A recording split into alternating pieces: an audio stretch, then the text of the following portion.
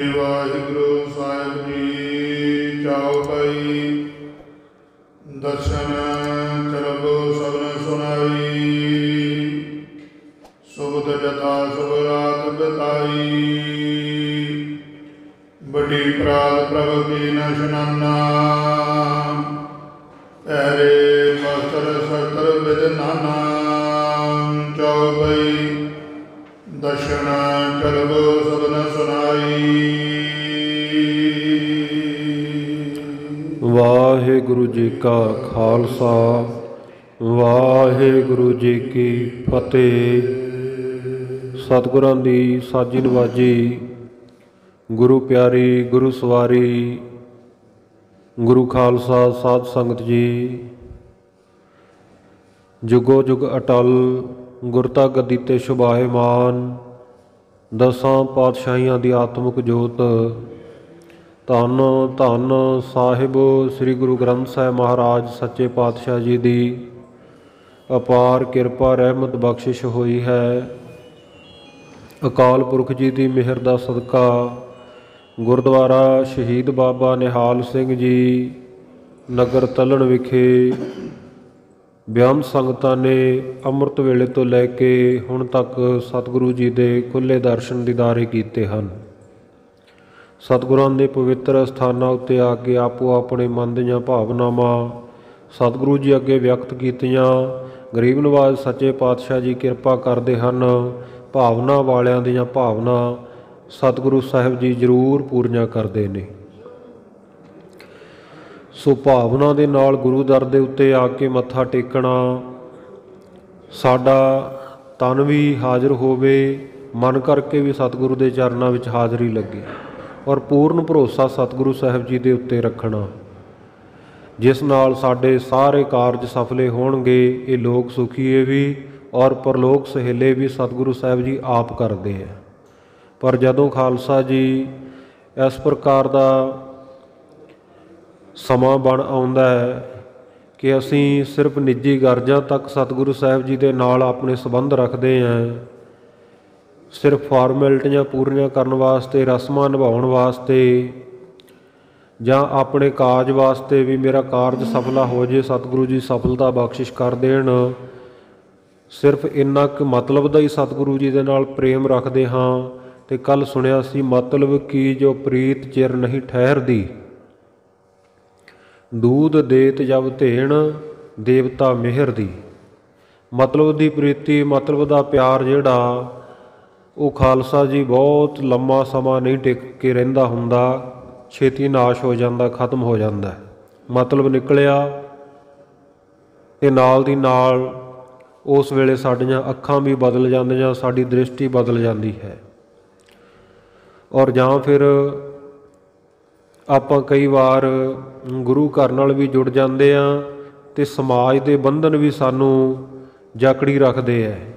ਗੁਰੂ ਦੇ ਮੱਤ ਦੇ ਉੱਤੇ, ਗੁਰੂ ਦੇ ਰਸਤੇ ਦੇ ਉੱਤੇ ਅਸੀਂ ਚੱਲਣ ਲੱਗਦੇ ਹਾਂ। ਗੁਰੂ ਕਹਿੰਦਾ ਇਸ ਪਾਸੇ ਚੱਲ, ਪਰ ਅਸੀਂ ਗੁਰੂ ਦੀ ਗੱਲ ਮੰਨਣ ਤੋਂ ਪਹਿਲਾਂ ਸਮਾਜ ਬਾਰੇ, ਆਪਣੇ ਰਿਸ਼ਤੇਦਾਰਾਂ ਬਾਰੇ, ਸਕੇ ਸੰਬੰਧੀਆਂ ਬਾਰੇ ਸੋਚਣ ਲੱਗ ਪੈਂਦੇ ਹਾਂ ਵੀ ਜੇ ਮੈਂ ਗੁਰੂ ਵਾਲੇ ਰਸਤੇ ਉੱਤੇ ਚੱਲ ਪਿਆ ਉਹਨਾਂ ਦਾ ਕੀ ਬਣੂਗਾ, ਜਾਂ ਜਿਹੜੀ ਮੇਰੀ ਸੰਗਤ ਹੈ ਉਹ ਛੁੱਟ ਜਾਊ ਮੇਰੇ ਕੋਲੋਂ, ਮੇਰੇ ਯਾਰ ਬੇਲੀ। ਸੋ ਉਹ ਸਭ ਕੁਝ ਮੈਨੂੰ ਛੱਡਣਾ ਪਊਗਾ। ਇਹ ਜਿਹੀਆਂ ਸੋਚਾਂ ਮਨ ਦੇ ਵਿੱਚ ਲੈ ਕੇ ਫਿਰ ਅਸੀਂ ਬੱਧਾ ਚੱਟੀ ਗੁਰੂ ਦੇ ਨਾਲ ਜੁੜਦੇ ਹਾਂ। ਸਾਡਾ ਮਨ ਅੰਦਰੋਂ ਨਹੀਂ ਕਰਦਾ ਹੁੰਦਾ ਕਿ ਗੁਰੂ ਨਾਲ ਜੁੜ ਕੇ ਰਹੀਏ, ਪਰ ਬੱਧਾ ਚੱਟੀ ਵੀ ਇਹ ਕਰਨਾ ਹੀ ਪੈਣਾ, ਇਹ ਰਸਮ ਹੈ, ਇਹ ਨਿਭਾਉਣੀ ਪੈਣੀ ਹੈ। ਅਸੀਂ ਜਦੋਂ ਇਸ ਤਰੀਕੇ ਨਾਲ ਜੁੜਦੇ ਹਾਂ ਤਾਂ ਸਤਿਗੁਰੂ ਸਾਹਿਬ ਜੀ ਬਚਨ ਕਰਦੇ ਹੈ ਕਿ ਬੱਧਾ ਚੱਟੀ ਜੋ ਭਰੇ, ਨਾ ਗੁਣ ਨਾ ਉਪਕਾਰ। ਬੱਧਿਆਂ ਹੋਇਆ ਚੱਟੀਆਂ ਭਰਨੀਆਂ, ਸਤਿਗੁਰ ਸੱਚੇ ਪਾਤਸ਼ਾਹ ਜੀ ਕਹਿੰਦੇ ਉੱਥੇ ਕੋਈ ਗੁਣ, ਉੱਥੇ ਕੋਈ ਉਪਕਾਰ, ਉੱਥੇ ਕੋਈ ਫਾਇਦਾ ਨਹੀਂ ਹੁੰਦਾ। ਸੋ ਸਤਿਗੁਰੂ ਸਾਹਿਬ ਜੀ ਕਲਗੀਆਂ ਵਾਲੇ ਪਾਤਸ਼ਾਹ ਧੰਨ ਗੁਰੂ ਗੋਬਿੰਦ ਸਿੰਘ ਸਾਹਿਬ ਮਹਾਰਾਜ ਮਾਲਵੇ ਦੀ ਧਰਤੀ ਨੂੰ ਤਾਰ ਕੇ ਬਹੁਤ ਵਰਦਾਨ ਸਤਿਗੁਰੂ ਜੀ ਨੇ ਇਸ ਜਗ੍ਹਾ ਉੱਤੇ ਦਿੱਤੇ। ਬੇਅੰਤ ਸੰਗਤਾਂ ਨੂੰ ਤਾਰਿਆ, ਦੱਖਣ ਦਿਸ਼ਾ ਵੱਲ ਜਾਣ ਦਾ ਸਤਿਗੁਰ ਸੱਚੇ ਪਾਤਸ਼ਾਹ ਜੀ ਨੇ ਤਿਆਰਾ ਕਰ ਲਿਆ।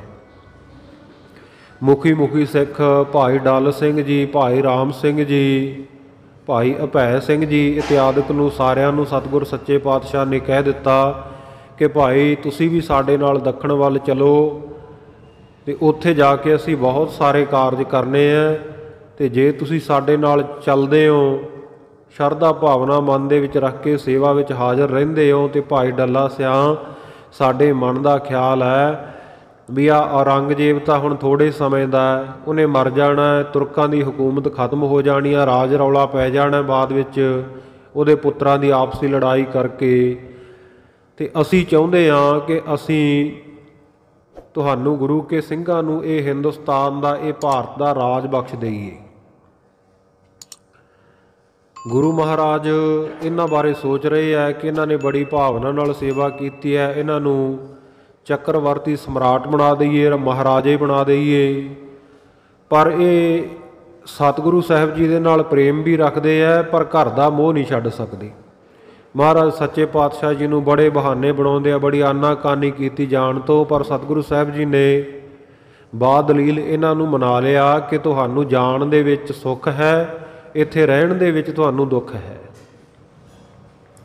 ਸੋ ਇਹਨਾਂ ਸਾਰਿਆਂ ਨੇ ਤਿਆਰੀ ਕਰ ਲਈ ਸਤਿਗੁਰ ਸੱਚੇ ਪਾਤਸ਼ਾਹ ਜੀ ਦੇ ਨਾਲ ਜਾਣ ਵਾਸਤੇ। ਕੁਝ ਕੁ ਜਿਹੜੇ ਸੀ ਉਹ ਛੱਡ ਕੇ ਭੱਜ ਵੀ ਗਏ, ਕੁਝ ਮਹਾਰਾਜ ਨੂੰ ਦੱਸ ਕੇ ਚਲੇ ਗਏ ਵੀ ਨਹੀਂ ਮਹਾਰਾਜ ਸਾਡਾ ਘਰੇ ਨਹੀਂ ਸਰਦਾ, ਅਸੀਂ ਜਾ ਨਹੀਂ ਸਕਦੇ ਏਡੀ ਦੂਰ। ਕੁਝ ਕੁ ਜਿਹੜੇ ਰਾਤ ਨੂੰ ਭੱਜ ਗਏ। ਅਭੈ ਰਾਮ ਜਿਹੜਾ ਅਭੈ ਸਿੰਘ ਬਣ ਗਿਆ ਸੀ ਸੋਢੀਆਂ ਦੇ ਵਿੱਚੋਂ, ਢਿਲਮਾਂ ਵਾਲੇ ਸੋਢੀ ਕੌਲ ਰਾਏ ਦਾ ਪੁੱਤ, ਜਿਸ ਦੇ 2 ਪੁੱਤ ਕਪੂਰੇ ਨੇ, ਬਰਾੜਾ ਨੇ ਮੇਲੇ ਦੇ ਵਿੱਚ ਮਾਰ ਦਿੱਤੇ ਸਨ। ਬਹੁਤ ਗਮਗੀਨ ਹੋ ਕੇ ਬਾਅਦ ਵਿੱਚ ਇਹ ਆ ਗਿਆ ਸੀ ਸਤਿਗੁਰ ਸੱਚੇ ਪਾਤਸ਼ਾਹ ਜੀ ਕੋਲ ਦਮਦਮਾ ਸਾਹਿਬ, ਆ ਕੇ ਅੰਮ੍ਰਿਤ ਛਕ ਲਿਆ। ਅਭੈ ਰਾਮ ਤੋਂ ਅਭੈ ਸਿੰਘ ਬਣਿਆ, ਔਰ ਇਹਦੇ ਨਾਲ ਹੋਰ ਬਹੁਤ ਸਾਰੇ ਦੀਵਾਨੇ ਸਾਧੂ ਜਿਹੜੇ ਬਾਬਾ ਪਿਰਥੀ ਚੰਦ ਜੀ ਦੇ ਪੁੱਤਰ ਮਿਹਰਬਾਨ ਦੀ ਚਲਾਈ ਹੋਈ ਜਿਹੜੀ ਗੱਦੀ ਸੀ, ਸੋ ਉਸ ਭੇਖ ਦੇ ਇਹ ਸਾਧੂ ਸੀ, ਇਹ ਵੀ ਨਾਲ ਆਏ। ਚੰਗਾ ਗੁਰੂ ਘਰ ਦੇ ਵਿੱਚੋਂ ਖਾਂਦੇ ਪੀਂਦੇ ਰਹੇ। ਜਦੋਂ ਗੁਰੂ ਸਾਹਿਬ ਨੇ ਦੱਖਣ ਵੱਲ ਜਾਣ ਦੀ ਗੱਲ ਕਹੀ ਤਾਂ ਇਹ ਵੀ ਅਭੈ ਸਿੰਘ ਨੂੰ ਆਪਣੇ ਨਾਲ ਲਾ ਕੇ ਅਤੇ ਸਾਰੀ ਰਾਤੋਂ ਰਾਤ ਕੁਝ ਬਰਾੜਾ ਨੂੰ ਨਾਲ ਲੈ ਕੇ ਭੱਜ ਗਏ ਸਨ। ਸਤਿਗੁਰੂ ਜੀ ਨੇ ਤਾਂ ਉਪਕਾਰ ਕੀਤਾ, ਜਿਹੜਾ 7ਵੇਂ ਪਾਤਸ਼ਾਹ ਨੇ ਬਚਨ ਕੀਤਾ ਸੀ ਕਿ ਗੁਰੂ ਨਾਨਕ ਦਾ ਜਹਾਜ਼ ਫਟ ਗਿਆ ਹੈ, ਅਤੇ ਇਸ ਨੂੰ 10ਵੇਂ ਜਾਮੇ ਦੇ ਵਿੱਚ ਗੁਰੂ ਨਾਨਕ ਦਾ 10ਵਾਂ ਸਰੂਪ ਔਰ ਉਸ ਦੇ ਸਿੰਘ ਖਾਲਸੇ ਇਸ ਜਹਾਜ਼ ਨੂੰ, ਇਸ ਗੁਰੂ ਕੀ ਖਿੰਡੀ ਪੁੰਡੀ ਸੰਗਤ ਨੂੰ ਇਕੱਠਾ ਕਰਨਗੇ। ਕਿਉਂਕਿ ਸੋਢੀਆਂ, ਰਾਮ ਰਾਈਆਂ, ਧੀਰ ਮੱਲੀਆਂ ਨੇ, ਬੇਦੀਆਂ ਨੇ, ਇਹਨਾਂ ਨੇ ਆਪੋ ਆਪਣੀਆਂ ਗੱਦੀਆਂ ਲਾ ਕੇ ਗੁਰੂ ਕਹਾਉਣ ਲੱਗ ਪਏ ਸਨ। ਗੁਰੂ ਘਰ ਦੇ ਨਾਲ ਸੰਗਤ ਨੂੰ ਨਹੀਂ ਸਨ ਜੁੜਨ ਦਿੰਦੇ। ਵੱਖ ਵੱਖ ਜਿਵੇਂ ਅੱਜ ਦੇ ਸਮੇਂ ਵਿੱਚ ਵੀ ਦੁਕਾਨਾਂ ਖੁੱਲ੍ਹੀਆਂ ਹੋਈਆਂ, ਕਿਸੇ ਰੋਡ ਦੇ ਉੱਤੇ ਤੁਰ ਪਓ ਤੁਸੀਂ ਘਰ ਤੋਂ ਨਿਕਲ ਕੇ, ਤਾਂ ਖਾਲਸਾ ਜੀ ਉਹਨੇ ਤੁਹਾਨੂੰ ਬੱਸ ਸਟੈਂਡ ਨਹੀਂ ਮਿਲਣੇ ਜਿੰਨੇ ਭਗਵਾਨ ਸਟੈਂਡ ਮਿਲਣਗੇ ਰੋਡਾਂ ਦੇ ਉੱਤੇ। ਥਾਂ ਥਾਂ ਬੋਰਡ ਲੱਗੇ, ਸੱਚਾ ਗੁਰੂ ਇੱਥੇ ਬੈਠਾ ਹੈ, ਇੱਥੇ ਦੁੱਖ ਤਕਲੀਫਾਂ ਦੂਰ ਹੁੰਦੀਆਂ। ਸੋ ਇੰਨੇ ਢਾਬੇ ਨਹੀਂ ਮਿਲਣੇ ਜਿੰਨੇ ਪਖੰਡੀ ਬਾਬੇ ਮਿਲਣਗੇ। ਸੋ ਇਸੇ ਪ੍ਰਕਾਰ ਉਸ ਵੇਲੇ ਵੀ ਹਾਲਤ ਹੋਈ। 7ਵੇਂ ਪਾਤਸ਼ਾਹ ਜੀ ਨੇ ਬਚਨ ਕੀਤੇ ਸੀ, ਜਿਹੜੇ ਦਸਮੇਸ਼ ਪਿਤਾ ਜੀ ਦਮਦਮਾ ਸਾਹਿਬ ਦੀ ਧਰਤੀ ਉੱਤੇ ਚੇਤੇ ਕਰਦੇ ਆ ਵੀ ਅਸੀਂ ਇਹਨਾਂ ਨੂੰ ਮੁੜ ਕੇ ਪੰਥ ਵਿੱਚ ਰਾਮ ਰਾਈਆਂ, ਧੀਰ ਮੱਲੀਆਂ ਨੂੰ, ਮੀਣੇ ਮਸੰਦਾਂ ਨੂੰ ਮਿਲਾ ਲਿਆ, ਪਰ ਇਹਨਾਂ ਨੇ ਫਿਰ ਵੀ ਪਰਵਾਹ ਨਹੀਂ ਕੀਤੀ। ਔਰ ਖਾਲਸਾ ਜੀ 7ਵੇਂ ਪਾਤਸ਼ਾਹ ਅਤੇ 10ਵੇਂ ਪਾਤਸ਼ਾਹ ਗੁਰੂ ਹਰਰਾਏ ਸਾਹਿਬ ਮਹਾਰਾਜ ਅਤੇ ਗੁਰੂ ਗੋਬਿੰਦ ਸਿੰਘ ਸਾਹਿਬ ਮਹਾਰਾਜ, ਇਹ ਆਪਸ ਵਿੱਚ ਭਰਾ ਲੱਗਦੇ ਸੀ, ਤਾਏ ਚਾਚੇ ਦੇ ਪੁੱਤ ਸਨ। ਕਈ ਵਾਰ ਸਾਨੂੰ ਕੋਈ ਸਵਾਲ ਹੀ ਕਰ ਲੈਂਦਾ ਹੈ ਕਿ ਕਿਹੜੇ 2 ਗੁਰੂ ਸਾਹਿਬ ਹੋਏ ਹੈ ਜਿਹੜੇ ਆਪਸ ਵਿੱਚ ਭਰਾ ਲੱਗਦੇ ਸੀ ਜਾਂ ਤਾਏ ਚਾਚੇ ਦੇ ਪੁੱਤ ਸਨ। ਤਾਂ ਆਪਾਂ ਨੂੰ ਕਈ ਵਾਰ ਮੌਕੇ ਦੇ ਉੱਤੇ ਇਹ ਪਤਾ ਨਹੀਂ ਲੱਗਦਾ। ਸੋ ਇਹ ਸਾਰਿਆਂ ਨੇ ਨੋਟ ਕਰਕੇ ਰੱਖਣਾ, ਯਾਦ ਰੱਖਣਾ, ਚੇਤੇ ਰੱਖਣਾ ਕਿ 7ਵੇਂ ਪਾਤਸ਼ਾਹ ਗੁਰੂ ਹਰਰਾਏ ਸਾਹਿਬ ਮਹਾਰਾਜ ਅਤੇ 10ਵੇਂ ਪਾਤਸ਼ਾਹ ਗੁਰੂ ਗੋਬਿੰਦ ਸਿੰਘ ਸਾਹਿਬ ਮਹਾਰਾਜ ਆਪਸ ਵਿੱਚ ਤਾਏ ਚਾਚੇ ਦੇ ਪੁੱਤ ਭਰਾ ਸਨ। ਕਿਉਂਕਿ 6ਵੇਂ ਪਾਤਸ਼ਾਹ ਜੀ ਦੇ ਪੁੱਤਰ ਬਾਬਾ ਗੁਰਦਿੱਤਾ ਜੀ ਦੇ ਪੁੱਤਰ ਗੁਰੂ ਹਰਰਾਏ ਸਾਹਿਬ ਮਹਾਰਾਜ, ਔਰ 6ਵੇਂ ਪਾਤਸ਼ਾਹ ਜੀ ਦੇ ਪੁੱਤਰ ਗੁਰੂ ਤੇਗ ਬਹਾਦਰ ਜੀ ਦੇ ਪੁੱਤਰ ਗੁਰੂ ਗੋਬਿੰਦ ਸਿੰਘ ਸਾਹਿਬ ਮਹਾਰਾਜ। ਬਾਬਾ ਗੁਰਦਿੱਤਾ ਜੀ ਵੱਡੇ, ਗੁਰੂ ਤੇਗ ਬਹਾਦਰ ਸਾਹਿਬ ਜੀ ਛੋਟੇ ਸਨ ਉਮਰ ਵਿੱਚ। ਸੋ ਉਹ ਦੋਵੇਂ ਭਰਾ ਤੇ ਗੁਰੂ ਹਰਰਾਏ ਸਾਹਿਬ ਤੇ ਗੁਰੂ ਗੋਬਿੰਦ ਸਿੰਘ ਸਾਹਿਬ ਮਹਾਰਾਜ ਇਹ ਵੀ ਆਪਸ ਵਿੱਚ ਭਰਾ ਲੱਗੇ ਰਿਸ਼ਤੇਦਾਰੀ ਵਿੱਚ, ਤਾਏ ਚਾਚੇ ਦੇ ਪੁੱਤ। ਸੋ ਸਤਵੇਂ ਜਾਮੇ ਵਿੱਚ ਜਿਹੜੇ ਬਚਨ ਕੀਤੇ ਸਨ ਕਿ ਗੁਰੂ ਨਾਨਕ ਦੇ ਇੱਕ ਫਟੇ ਹੋਏ ਜਹਾਜ਼ ਨੂੰ ਮੁੜ ਤੋਂ ਠੀਕ ਕਰਨ ਵਾਲਾ ਆਵੇਗਾ। 10ਵੇਂ ਜਾਮੇ ਵਿੱਚ ਸਤਿਗੁਰੂ ਸਾਹਿਬ ਜੀ ਨੇ ਇਹਨਾਂ ਨੂੰ ਮਿਲਾਇਆ ਗੁਰੂ ਘਰ ਦੇ ਵਿੱਚ, ਸੋਢੀਆਂ ਨੂੰ, ਰਾਮ ਰਾਈਆਂ ਨੂੰ, ਸੋਢੀਆਂ ਨੂੰ। ਪਰ ਇਹ ਜਿਹੜੇ ਅਭੈ ਸਿੰਘ ਵਰਗੇ ਸੀ ਸਤਿਗੁਰੂ ਸਾਹਿਬ ਜੀ ਨੂੰ ਛੱਡ ਕੇ ਰਾਤੋਂ ਰਾਤ ਭੱਜ ਗਏ। ਬਾਕੀ ਦੇ ਜਿਹੜੇ ਸਿੰਘ ਸੀ ਉਹਨਾਂ ਨੂੰ ਸਤਿਗੁਰ ਸੱਚੇ ਪਾਤਸ਼ਾਹ ਜੀ ਨੇ ਹੁਕਮ ਕਰ ਦਿੱਤਾ ਕਿ ਭਾਈ ਸਵੇਰੇ ਆਪਾਂ ਚੱਲਣਾ ਹੈ, ਸਾਰੇ ਸਿੰਘ ਤਿਆਰੀ ਕਰ ਲਓ। ਭਾਈ ਡੱਲਾ ਸਿੰਘ, ਭਾਈ ਰਾਮ ਸਿੰਘ, ਸਾਰਿਆਂ ਨੂੰ ਕਹਿ ਦਿੱਤਾ ਵੀ ਕਿਸੇ ਨੇ ਰਹਿਣਾ ਨਹੀਂ, ਸਾਰੇ ਤਿਆਰੀ ਕਰ ਲਓ। ਇੱਥੇ ਤੱਕ ਆਪਾਂ ਇਤਿਹਾਸ ਸਰਵਣ ਕਰ ਚੁੱਕੇ ਸੀ। ਆਓ ਜਿਵੇਂ ਅੱਗੇ ਸਤਿਗੁਰੂ ਸਾਹਿਬ ਜੀ ਦਾ ਸੋਹਣਾ ਸੁੰਦਰ ਇਤਿਹਾਸ ਆ ਰਿਹਾ, ਸਤਿਗੁਰੂ ਜੀ ਦੀਆਂ ਜੀਵਨ ਕਥਾਵਾਂ ਨੂੰ ਸਰਵਣ ਕਰੀਏ। ਸਤਨਾਮ ਸ੍ਰੀ ਵਾਹਿਗੁਰੂ ਸਾਹਿਬ ਜੀ। ਚੌਪਈ ਦਰਸ਼ਨ ਤਰਬੋ ਸਭਨ ਸੁਨਾਈ। ਸਤਿਗੁਰੂ ਗੁਰੂ ਗੋਬਿੰਦ ਸਿੰਘ ਸਾਹਿਬ ਮਹਾਰਾਜ ਜੀ ਨੇ ਹੁਕਮ ਕਰਕੇ ਸਾਰਿਆਂ ਨੂੰ ਸੁਣਾ ਦਿੱਤਾ ਕਿ ਭਾਈ ਸਵੇਰ ਨੂੰ ਅੰਮ੍ਰਿਤ ਵੇਲੇ ਆਪਾਂ ਦੱਖਣ ਵੱਲ ਚਾਲਾ ਮਾਰਨਾ ਹੈ। ਸਬਦ ਜਥਾ ਸੁਖ ਰਾਤ ਬਿਤਾਈ। ਸਾਰਿਆਂ ਨੇ ਬੜੇ ਸੁਖ ਆਰਾਮ ਦੇ ਨਾਲ ਰਾਤਰੀ ਬਤੀਤ ਕੀਤੀ। ਵੱਡੀ ਬਰਾਤ ਪ੍ਰਭ ਕੀ ਨਿਸ਼ਾਨਾ। ਹਾਂ, ਜਦੋਂ ਵੱਡੇ ਤੜਕੇ ਅੰਮ੍ਰਿਤ ਵੇਲਾ ਸਵੇਰ ਦਾ ਵੇਲਾ ਹੋਇਆ, ਸਤਿਗੁਰੂ ਸਾਹਿਬ ਜੀ ਨੇ ਇਸ਼ਨਾਨ ਕੀਤਾ ਪਹਿਰੇ ਬਸਤਰ ਸ਼ਸਤਰ ਬਿਦ ਨਾਨਾ। ਔਰ ਸਤਿਗੁਰੂ ਜੀ ਨੇ ਸੁੰਦਰ ਵਸਤਰ ਧਾਰਨ ਕੀਤੇ। ਵਸਤਰਾਂ ਦੇ ਉੱਪਰ ਸੁੰਦਰ ਸ਼ਸਤਰ ਧਾਰਨ ਕਰਕੇ ਸਤਿਗੁਰੂ ਜੀ ਤਿਆਰ ਬਰ ਤਿਆਰ ਸ਼ਸਤਰ ਧਾਰੀ ਹੋ ਗਏ। ਹੁਕਮ ਕਰਿਓ ਘੋਰਣ ਪਰ ਜੀਨਾ। ਹੁਕਮ ਕੀਤਾ ਸਿੰਘਾਂ ਨੂੰ ਕਿ ਘੋੜਿਆਂ ਦੇ ਉੱਤੇ ਕਾਠੀਆਂ ਪਾ ਲਓ ਖਾਲਸਾ ਜੀ। ਆਵੋ ਤਿਆਰੀ ਕਰੋ ਪ੍ਰਬੀਨ। ਕਹਿਣ ਲੱਗੇ ਘੋੜਿਆਂ ਉੱਤੇ ਕਾਠੀਆਂ ਪਾ ਕੇ ਹੁਣੇ ਹੀ ਤਿਆਰੀ ਕਰ ਲਓ ਚੰਗੀ ਤਰ੍ਹਾਂ। ਸੁਨ ਦਾਸਨ ਤਲਸਿਨ ਕਰ ਲਈ। ਦਾਸਾਂ ਨੇ, ਸੇਵਕਾਂ ਨੇ, ਮਹਾਰਾਜ ਸੱਚੇ ਪਾਤਸ਼ਾਹ ਦੇ ਸੇਵਾਦਾਰਾਂ ਨੇ ਜਦੋਂ ਗੁਰੂ ਸਾਹਿਬ ਦਾ ਹੁਕਮ ਸੁਣਿਆ ਤਾਂ ਤਤક્ષਣ ਹੀ ਉਸੇ ਵੇਲੇ ਤਿਆਰੀ ਕਰ ਲਈ। ਸਗਲ ਸੌਜ ਬੰਧਨ ਕਰ ਦਈ। ਔਰ ਰਸਤੇ ਵਿੱਚ ਕੰਮ ਆਉਣ ਵਾਲਾ ਜਿਹੜਾ ਸਾਜੋ ਸਮਾਨ ਸੀ ਉਹ ਵੀ ਨਾਲ ਬੰਨ੍ਹ ਲਿਆ। ਸੰਗ ਖਾਲਸਾ ਹੋਏ ਤਿਆਰ। ਗੁਰੂ ਸਾਹਿਬ ਜੀ ਦੇ ਨਾਲ ਸਾਰਾ ਖਾਲਸਾ ਜਾਣ ਵਾਸਤੇ ਤਿਆਰ ਹੋ ਗਿਆ। ਕਿਤਕ ਪਦਾਤੀ ਕੋ ਅਸਵਾਰ। ਕੁਝ ਕੁ ਘੋੜਿਆਂ ਉੱਤੇ ਸਵਾਰ ਹੋ ਗਏ ਤੇ ਕੁਝ ਨੇ ਪੈਦਲ ਹੀ ਮਾਰਚ ਕਰ ਦਿੱਤਾ। ਸਭੋਂ ਕਮਰ ਕਸਾ ਕਰ ਲੀਨਾ। ਸਾਰਿਆਂ ਨੇ ਕਮਰ ਕਸੇ ਕੱਸ ਲਏ, ਪੂਰੀ ਤਿਆਰੀ ਖਿੱਚ ਲਈ। ਅਨਗਤ ਬੰਗ ਸੰਭਾਰਨ ਕੀਨਾ। ਆਪੋ ਆਪਣੇ ਸ਼ਸਤਰ ਬਸਤਰ ਸਾਰਿਆਂ ਨੇ ਸਾਂਭ ਲਏ। ਧਨੁੱਖ, ਤੀਰ ਕਮਾਨ, ਜੋ ਬੰਦੂਕਾਂ, ਜੋ ਹਥਿਆਰ ਸਨ ਸਾਰੇ ਨਾਲ ਲੈ ਲਏ। ਡਲ ਸਿੰਘ ਰਾਮ ਸਿੰਘ ਭੇ ਤਿਆਰ। ਭਾਈ ਡੱਲਾ ਸਿੰਘ ਤੇ ਭਾਈ ਰਾਮ ਸਿੰਘ ਇਹ ਵੀ ਨਾਲ ਤਿਆਰ ਹੋ ਗਏ, ਇਨ ਪਰ ਘਣੀ ਕਿਰਪਾ ਪ੍ਰਭ ਧਾਰ। ਕਿਉਂਕਿ ਇਹਨਾਂ ਉੱਤੇ ਸਤਿਗੁਰ ਸੱਚੇ ਪਾਤਸ਼ਾਹ ਜੀ ਬਹੁਤ ਕਿਰਪਾ ਕਰਦੇ ਸਨ, ਬੜਾ ਇਹਨਾਂ ਨੂੰ ਪ੍ਰੇਮੀ ਸਮਝਦੇ ਸਨ। ਹੈ ਅਨਵਾਈ ਅਰੋਹੇ ਨਾਥ। ਸੋ ਸਤਿਗੁਰ ਸੱਚੇ ਪਾਤਸ਼ਾਹ ਜੀ ਨੇ ਆਪਣਾ ਘੋੜਾ ਮੰਗਵਾਇਆ ਤੇ ਉਹਦੇ ਤੇ ਅਸਵਾਰ ਹੋ ਗਏ। ਕਸ ਕਸ ਕੱਟ ਗਗਨੇ ਪ੍ਰਭ ਦਾ ਸਾਥ। ਬਾਕੀ ਸਾਰੇ ਸਿੰਘਾਂ ਨੇ ਵੀ ਕਮਰ ਕਸੇ ਲਾ ਲਏ, ਸਤਿਗੁਰ ਸੱਚੇ ਪਾਤਸ਼ਾਹ ਜੀ ਦੇ ਨਾਲ ਚੱਲ ਪਏ। ਸ੍ਰੀ ਪ੍ਰਭ ਕੀ ਤਬ ਭਈ ਚੜਾਈ। ਉਸ ਵੇਲੇ ਸਤਿਗੁਰ ਸੱਚੇ ਪਾਤਸ਼ਾਹ ਜੀ ਦੀ ਚੜ੍ਹਾਈ ਚੜ੍ਹਦੀ ਪਈ। ਕੁੜੀ ਧੂਲ ਨਭ ਦੀਨ ਸਰਛਾਈ। ਜਦੋਂ ਸਤਿਗੁਰ ਸੱਚੇ ਪਾਤਸ਼ਾਹ ਜੀ ਚੜ੍ਹੇ, ਸਿੰਘਾਂ ਦੇ ਸਮੇਤ ਘੋੜਿਆਂ ਦੇ ਪੌੜਾਂ ਦੇ ਨਾਲ ਇੰਨੀ ਧੂੜ ਉੱਡੀ, ਉਹਨਾਂ ਟਿੱਬਿਆਂ ਮਾਰੂਥਲਾਂ ਦੇ ਵਿੱਚ ਇੰਨੀ ਉਸ ਧਰਤੀ ਦੇ ਉੱਤੇ ਧੂੜ ਉੱਡੀ ਕਿ ਮਾਨੋ ਆਕਾਸ਼ ਤੱਕ ਛਾ ਗਈ। ਹਰ ਹਰ ਕੰਪੇ ਰਾਣੇ ਰਾਈ। ਜਿਹੜੇ ਉੱਥੇ ਨੇੜੇ ਛੋਟੀਆਂ ਛੋਟੀਆਂ ਰਿਆਸਤਾਂ, ਥੋੜੇ ਥੋੜੇ ਪਿੰਡਾਂ ਦੇ ਮਾਲਕ ਰਾਣੇ ਰਾਏ ਸੀ, ਛੋਟੇ ਛੋਟੇ ਰਾਜੇ ਸੀ, ਇਹ ਖਾਲਸਾ ਜੀ ਇਹਨਾਂ ਖਿਤਾਬ ਦਿੱਤੇ ਜਾਂਦੇ ਸੀ, ਕਿਸੇ ਨੂੰ ਰਾਣੇ ਦਾ, ਕਿਸੇ ਨੂੰ ਰਾਏ ਦਾ, ਕਿਸੇ ਨੂੰ ਮੀਆਂ ਦਾ, ਕਿਸੇ ਨੂੰ ਚੌਧਰੀ ਦਾ। ਸੋ ਜਿਹੜੇ ਛੋਟੇ ਛੋਟੇ ਰਿਆਸਤਾਂ ਦੇ ਮਾਲਕ ਸੀ, ਮਹਾਰਾਜ ਸੱਚੇ ਪਾਤਸ਼ਾਹ ਜੀ ਦੀ ਚੜ੍ਹਾਈ ਨੂੰ ਵੇਖ ਕੇ ਵੀ ਸਤਿਗੁਰੂ ਜੀ ਚੜ੍ਹੇ ਆ ਸਿੰਘਾਂ ਦੇ ਨਾਲ, ਉਹ ਥਰ ਥਰ ਕੰਬਣ ਲੱਗ ਪਏ ਡਰ ਕੇ।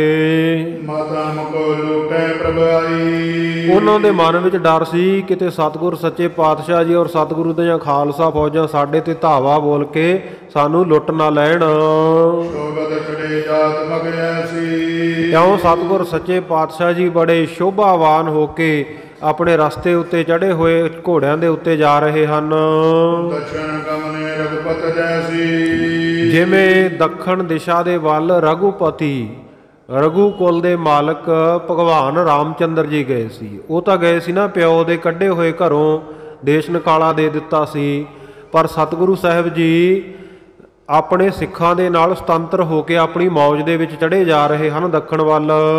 ਸਬਦ ਕੋ ਸੁਗਮਨੇ ਸੁਖਦਾਈ। ਇਉਂ ਸਤਿਗੁਰੂ ਸੱਚੇ ਪਾਤਸ਼ਾਹ ਜੀ 7 ਕੋ ਦਮਦਮਾ ਸਾਹਿਬ ਤੋਂ ਅੱਗੇ ਚਲੇ ਗਏ। ਨਾਮ ਗ੍ਰਾਮ ਕੇਵਲ ਤਬ ਆਈ। ਦਮਦਮਾ ਸਾਹਿਬ ਤੋਂ ਚੱਲ ਕੇ ਸਤਿਗੁਰ ਸੱਚੇ ਪਾਤਸ਼ਾਹ 7 ਕੋ ਜਾ ਕੇ ਜਿੱਥੇ ਰੁਕੇ, ਉੱਥੇ ਕੇਵਲ ਨਾਮ ਦਾ ਪਿੰਡ, ਕਿਉਲ ਵੀ ਕਹਿ ਦਿੰਦੇ ਆ, ਕੇਵਲ ਵੀ ਕਹਿ ਦਿੰਦੇ ਆ, ਕਾਲਾਂ ਵਾਲੀ ਮੰਡੀ ਦੇ ਕੋਲ, ਅੱਜ ਕੱਲ੍ਹ ਹਰਿਆਣੇ ਵਿੱਚ ਚਲਿਆ ਗਿਆ। 1966 ਵਿੱਚ ਜਦੋਂ ਵੰਡ ਹੋਈ ਹੈ ਹਰਿਆਣਾ ਪੰਜਾਬ ਦੀ, ਤਾਂ ਖਾਲਸਾ ਜੀ ਇਹ ਜਿਹੜਾ ਪੰਜਾਬ ਦੇ ਨਾਲ ਹੀ ਦਮਦਮਾ ਸਾਹਿਬ ਦੇ ਲੱਗਦਾ ਥੋੜ੍ਹੀ ਦੂਰ 7 ਕੋਹ ਦੇ ਉੱਤੇ ਜਾ ਕੇ ਕੇਵਲ ਨਗਰ ਉੱਥੇ ਪਹੁੰਚ ਗਏ। ਉੱਥੇ ਸਤਿਗੁਰੂ ਸਾਹਿਬ ਜੀ ਨੇ ਆਪਣਾ ਪਹਿਲਾ ਟਿਕਾਣਾ ਕੀਤਾ। ਸੋ ਸਤਿਗੁਰੂ ਸੱਚੇ ਪਾਤਸ਼ਾਹ ਜੀ ਆਪਣੇ ਸਾਰੇ ਸਿੰਘਾਂ ਦੇ ਨਾਲ ਉਸ ਜਗ੍ਹਾ ਦੇ ਉੱਤੇ ਕੇਵਲ ਪਿੰਡ ਦੇ ਵਿੱਚ ਜਾ ਕੇ ਟਿਕ ਗਏ ਔਰ ਸੁਖ ਆਰਾਮ ਦੇ ਨਾਲ ਉੱਥੇ ਬੈਠੇ। ਇੱਧਰ ਜਿਹੜੇ ਨਾਲ ਦੇ ਸਿੰਘ ਸੀ ਉਹਨਾਂ ਨੇ ਜਾ ਕੇ ਈਂਧਣ ਲੱਕੜ ਬਾਲਣ ਸੀ ਜਿਹੜਾ ਉਹ ਇਕੱਤਰ ਕੀਤਾ ਤੇ ਘੋੜਿਆਂ ਦੇ ਪਾਉਣ ਵਾਸਤੇ ਘਾਹ ਉਹਨਾਂ ਨੇ ਇਕੱਠਾ ਕੀਤਾ, ਕਿਉਂਕਿ ਖਾਲਸਾ ਜੀ ਆਪਣੀ ਮੌਜ ਦੇ ਨਾਲ ਜਾ ਰਹੇ ਆ, ਕਿਸੇ ਨੇ ਨਿਉਂਦਾ ਤਾਂ ਨਹੀਂ ਦਿੱਤਾ ਹੋਇਆ ਵੀ ਅੱਗੇ ਤਿਆਰੀ ਕੀਤੀ ਹੋਵੇ ਭੋਜਨ ਪ੍ਰਸ਼ਾਦੇ ਦੀ। ਸੋ ਇਸ ਕਰਕੇ ਜਿੱਥੇ ਵੀ ਗੁਰੂ ਕੇ ਸਿੰਘ ਜਾ ਕੇ ਰੁਕਦੇ ਸੀ, ਸਤਿਗੁਰੂ ਸਾਹਿਬ ਜੀ ਪੜਾਅ ਕਰਦੇ ਸੀ, ਉੱਥੇ ਜਾ ਕੇ ਪਹਿਲਾ ਕੰਮ ਇਹ ਕਰਦੇ ਵੀ ਗੁਰੂ ਕਾ ਲੰਗਰ ਸਜਾਉਣ ਵਾਸਤੇ ਲੱਕੜਾਂ ਇਕੱਠੀਆਂ ਕਰਦੇ, ਰਸਤ ਬਸਤਾ ਨਾਲ ਹੀ ਸੀ, ਤੇ ਦੂਜਾ ਘੋੜਿਆਂ ਨੂੰ ਪਾਉਣ ਵਾਸਤੇ ਘਾਹ ਆਦਿ ਇਕੱਠਾ ਕੀਤਾ ਸਿੰਘਾਂ ਨੇ। ਔਰ ਆਪੋ ਆਪਣੇ ਘੋੜਿਆਂ ਤੋਂ ਕਾਠੀਆਂ ਲਾ ਲਈਆਂ। ਗੁਰੂ ਕੇ ਲੰਗਰ ਸਜੇ, ਸਾਰੀ ਸੰਗਤ ਨੇ ਗੁਰੂ ਕੇ ਸਿੰਘਾਂ ਨੇ ਰਲ ਮਿਲ ਕੇ ਪ੍ਰਸ਼ਾਦਾ ਪਾਣੀ ਛਕ ਲਿਆ। ਰਾਤ ਆਈ, ਸਾਰਿਆਂ ਨੇ ਸੁੱਖ ਲਿਆ, ਆਰਾਮ ਕੀਤਾ। ਸਵੇਰੇ ਅੰਮ੍ਰਿਤ ਵੇਲਾ ਹੋਇਆ, ਸਤਿਗੁਰੂ ਸਾਹਿਬ ਜੀ ਨੇ ਫਿਰ ਤਿਆਰੀ ਕਰਵਾ ਲਈ ਅੱਗੇ ਜਾਣ ਦੀ। ਸਤਿਗੁਰ ਸੱਚੇ ਪਾਤਸ਼ਾਹ ਜੀ ਤੁਰੰਤ ਹੀ ਘੋੜੇ ਉੱਤੇ ਅਸਵਾਰ ਹੋ ਗਏ। ਮਾਰਵਾੜ ਦਾ ਜਿਹੜਾ ਅੱਗੇ ਰਾਜਸਥਾਨ ਦਾ ਇਲਾਕਾ ਹੈ, ਉਧਰ ਨੂੰ ਚੱਲੀਏ। ਸਤਿਗੁਰ ਸੱਚੇ ਪਾਤਸ਼ਾਹ ਜੀ ਦੇ ਮਨ ਵਿੱਚ ਇਹ ਇੱਛਾ ਹੋਈ। ਅੱਗੇ ਕੇਵਲ ਪਿੰਡ ਤੋਂ ਜਾ ਕੇ ਚੱਲ ਕੇ ਸਤਿਗੁਰ ਸਾਹਿਬ ਜੀ ਝੋਰੜ ਪਿੰਡ ਦੇ ਵਿੱਚ ਜਾ ਪਹੁੰਚੇ। ਉਸ ਜਗ੍ਹਾ ਦੇ ਉੱਤੇ ਸਤਿਗੁਰ ਸੱਚੇ ਪਾਤਸ਼ਾਹ ਜੀ ਨੇ ਜੰਡ ਦੇ ਰੁੱਖ ਦੇ ਹੇਠਾਂ ਦੁਪਹਿਰਾ ਕੱਟਿਆ। ਜਦੋਂ 18 ਕੋ ਅੱਗੇ ਪਹੁੰਚ ਗਏ, ਉਸ ਵੇਲੇ ਜਾ ਕੇ ਸਤਿਗੁਰ ਸੱਚੇ ਪਾਤਸ਼ਾਹ ਜੀ ਨੇ ਪੜਾਅ ਕਿੱਥੇ ਕੀਤਾ? ਸਰਦੂਲਗੜ੍ਹ, ਜਿਹਨੂੰ ਰੋੜੀ ਢੰਡਾਲ ਵੀ ਕਹਿੰਦੇ ਆ, ਅੱਜ ਕੱਲ੍ਹ ਮਾਨਸਾ ਜ਼ਿਲ੍ਹੇ ਵਿੱਚ ਹੈ ਪੰਜਾਬ ਵਿੱਚ। ਸੋ ਉੱਥੇ ਰੋੜੀ ਢੰਡਾਲਾਂ ਦੇ ਕੋਲੇ ਸਰਦੂਲਗੜ੍ਹ ਦੇ ਨੇੜੇ ਝੰਡੇ ਪਿੰਡ ਦੇ ਵਿਖੇ ਜਾ ਪਹੁੰਚੇ। ਸੋ ਰਸਤੇ ਦੇ ਵਿੱਚ ਆਉਂਦਿਆਂ ਥਕਾਵਟ ਹੋ ਗਈ ਸੀ, ਇਸ ਕਰਕੇ ਸਾਰੇ ਸਿੰਘਾਂ ਨੇ ਰਾਤ ਨੂੰ ਆਰਾਮ ਕੀਤਾ। ਜਦੋਂ ਦਿਨ ਚੜ੍ਹਿਆ, ਸਵੇਰ ਅੰਮ੍ਰਿਤ ਵੇਲਾ ਹੋਇਆ, ਪ੍ਰਾਚੀ ਦਿਸ਼ਾ, ਪ੍ਰਾਚੀ ਨਾਮ ਹੈ ਪੂਰਬ ਦਾ, ਚੜ੍ਹਦੇ ਵੱਲ ਦਾ, ਚੜ੍ਹਦੇ ਵਾਲੇ ਪਾਸੋਂ ਸੂਰਜ ਦੀ ਲਾਲੀ ਚਮਕੀ। ਉਸ ਵੇਲੇ ਫਿਰ ਤਿਆਰਾ ਕਰ ਲਿਆ ਸਿੰਘਾਂ ਨੇ, ਘੋੜਿਆਂ ਦੇ ਤੰਗ ਖਿੱਚ ਲਏ, ਕਾਠੀਆਂ ਕੱਸ ਦਿੱਤੀਆਂ। ਸਤਿਗੁਰ ਸੱਚੇ ਪਾਤਸ਼ਾਹ ਵੀ ਤਿਆਰ ਬਰ ਤਿਆਰ ਹੋ ਕੇ ਅਸਵਾਰ ਹੋ ਗਏ। ਅੱਗੇ 12 ਕੋ ਰਸਤਾ ਸਤਿਗੁਰ ਸੱਚੇ ਪਾਤਸ਼ਾਹ ਜੀ ਨੇ ਹੋਰ ਲੰਘਿਆ। ਅੱਗੇ ਜਾ ਕੇ ਸਰਸੇ ਪਹੁੰਚ ਗਏ ਸਤਿਗੁਰ ਸੱਚੇ ਪਾਤਸ਼ਾਹ ਜੀ। ਉਸ ਵੇਲੇ ਪਿੰਡ ਹੀ ਸੀ, ਸਰਸਾ ਗ੍ਰਾਮ ਲਿਖਿਆ ਇਸ ਕਰਕੇ ਕਵੀ ਜੀ ਨੇ। ਅੱਗੇ ਲੰਘਦਿਆਂ ਲੰਘਦਿਆਂ ਸਰਸਾ ਪਿੰਡ ਆ ਗਿਆ।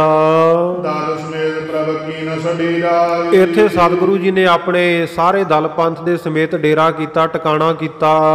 ਸਕਲ ਬਹੀਰ ਆਏ ਤੁਸ ਬੀਰਾਈ। ਉਸ ਵੇਲੇ ਸਾਰੀ ਬਹੀਰ ਜਿਹੜੇ ਪਿੱਛੇ ਪੈਦਲ ਵੀ ਚੱਲੇ ਆਉਂਦੇ ਸੀ ਉਹ ਵੀ ਪਹੁੰਚ ਗਏ। ਪਰਮ ਸਿੰਘ ਅਰ ਧਰਮ ਸਿੰਘ ਜੋਏ। ਔਰ ਭਾਈ ਪਰਮ ਸਿੰਘ ਜੀ ਤੇ ਭਾਈ ਧਰਮ ਸਿੰਘ ਜੀ ਜਿਹੜੇ ਸਤਿਗੁਰੂ ਜੀ ਦੇ ਬੜੇ ਸ਼ਰਧਾਲੂ ਸਿੱਖ ਸਨ। ਔਰ ਇਹੀ ਸਿੱਖ ਨਹੀਂ ਸੀ, ਇਹਨਾਂ ਦੀਆਂ ਪਿਛਲੀਆਂ ਕੁਲਾਂ ਤੋਂ ਹੀ ਇਹਨਾਂ ਦਾ ਖਾਨਦਾਨ ਹੀ ਗੁਰੂ ਘਰ ਦੇ ਨਾਲ ਜੁੜਿਆ ਹੋਇਆ ਸੀ। ਭਾਈ ਸਾਧੂ, ਭਾਈ ਰੂਪਾ, ਭਾਈ ਰੂਪਚੰਦ, ਉਹਨਾਂ ਦੇ ਖਾਨਦਾਨ ਵਿੱਚੋਂ ਇਹ ਭਾਈ ਰੂਪੇ ਦੇ, ਭਾਈ ਰੂਪਚੰਦ ਦੇ ਪੋਤਰੇ ਲੱਗਦੇ ਸੀ। ਸੋ ਇਹ ਮਿਸਤਰੀ ਸਿੰਘ ਸਨ, ਤਰਖਾਣਾ ਕੰਮ ਕਰਦੇ ਸੀ, ਪਰ ਸਤਿਗੁਰੂ ਸਾਹਿਬ ਜੀ ਦੀ ਸੇਵਾ ਵਿੱਚ ਬੜੀ ਭਾਵਨਾ ਨਾਲ ਹਾਜ਼ਰ ਹੋਏ। ਸਤਿਗੁਰੂ ਨੇ ਇਹਨਾਂ ਨੂੰ ਕਿਹਾ ਨਹੀਂ ਵੀ ਤੁਸੀਂ ਨਾਲ ਚੱਲੋ, ਬਾਕੀਆਂ ਨੂੰ ਤਾਂ ਕਹਿੰਦੇ ਰਹੇ, ਭਾਈ ਡੱਲੇ ਵਰਗਿਆਂ ਨੂੰ ਵੀ ਸਾਡੇ ਨਾਲ ਚੱਲੋ, ਰਾਜ ਭਾਗ ਬਖਸ਼ ਦਿਆਂਗੇ, ਪਰ ਇਹਨਾਂ ਦੇ ਮਨ ਵਿੱਚ ਭਾਵਨਾ ਬਹੁਤ ਸੀ ਕਿ ਸਤਿਗੁਰੂ ਸਾਹਿਬ ਜੀ ਦੇ ਨਾਲ ਜਾਈਏ ਤੇ ਆ ਮਨੁੱਖਾ ਜਨਮ ਸਤਿਗੁਰੂ ਜੀ ਦੀ ਸੇਵਾ ਕਰਕੇ ਸਫਲਾ ਕਰ ਲਈਏ। ਇਹ ਜਿਹੜੇ ਭਾਈ ਪਰਮ ਸਿੰਘ ਤੇ ਭਾਈ ਧਰਮ ਸਿੰਘ ਦੋਨੇ ਭਰਾ ਹਨ। ਰੂਪੇ ਕੇ ਚਲ ਆਏ ਭਰਾਤ ਦੋਈ। ਹਾਂ, ਭਾਈ ਰੂਪੇ ਦੀ ਵੰਸ਼ ਦੇ ਵਿੱਚੋਂ, ਖਾਨਦਾਨ ਵਿੱਚੋਂ ਇਹ ਦੋਵੇਂ ਭਰਾ ਸਤਿਗੁਰੂ ਜੀ ਨਾਲ ਚੱਲ ਕੇ ਆਏ ਹਨ। ਪ੍ਰਭ ਹਿਤ ਨਿਉ ਮੰਚ ਦਿੱਤ ਕਰੈ। ਸਤਿਗੁਰ ਸੱਚੇ ਪਾਤਸ਼ਾਹ ਜੀ ਦਾ ਬੜਾ ਹਿੱਤ ਕਰਦੇ ਆ, ਬੜਾ ਪ੍ਰੇਮ ਸਤਿਗੁਰ ਸੱਚੇ ਪਾਤਸ਼ਾਹ ਜੀ ਨਾਲ ਕਰਦੇ ਹਨ। ਯਾਰੀ ਹਿਤ ਤੂਰਨ ਸੋ ਕਰੈ।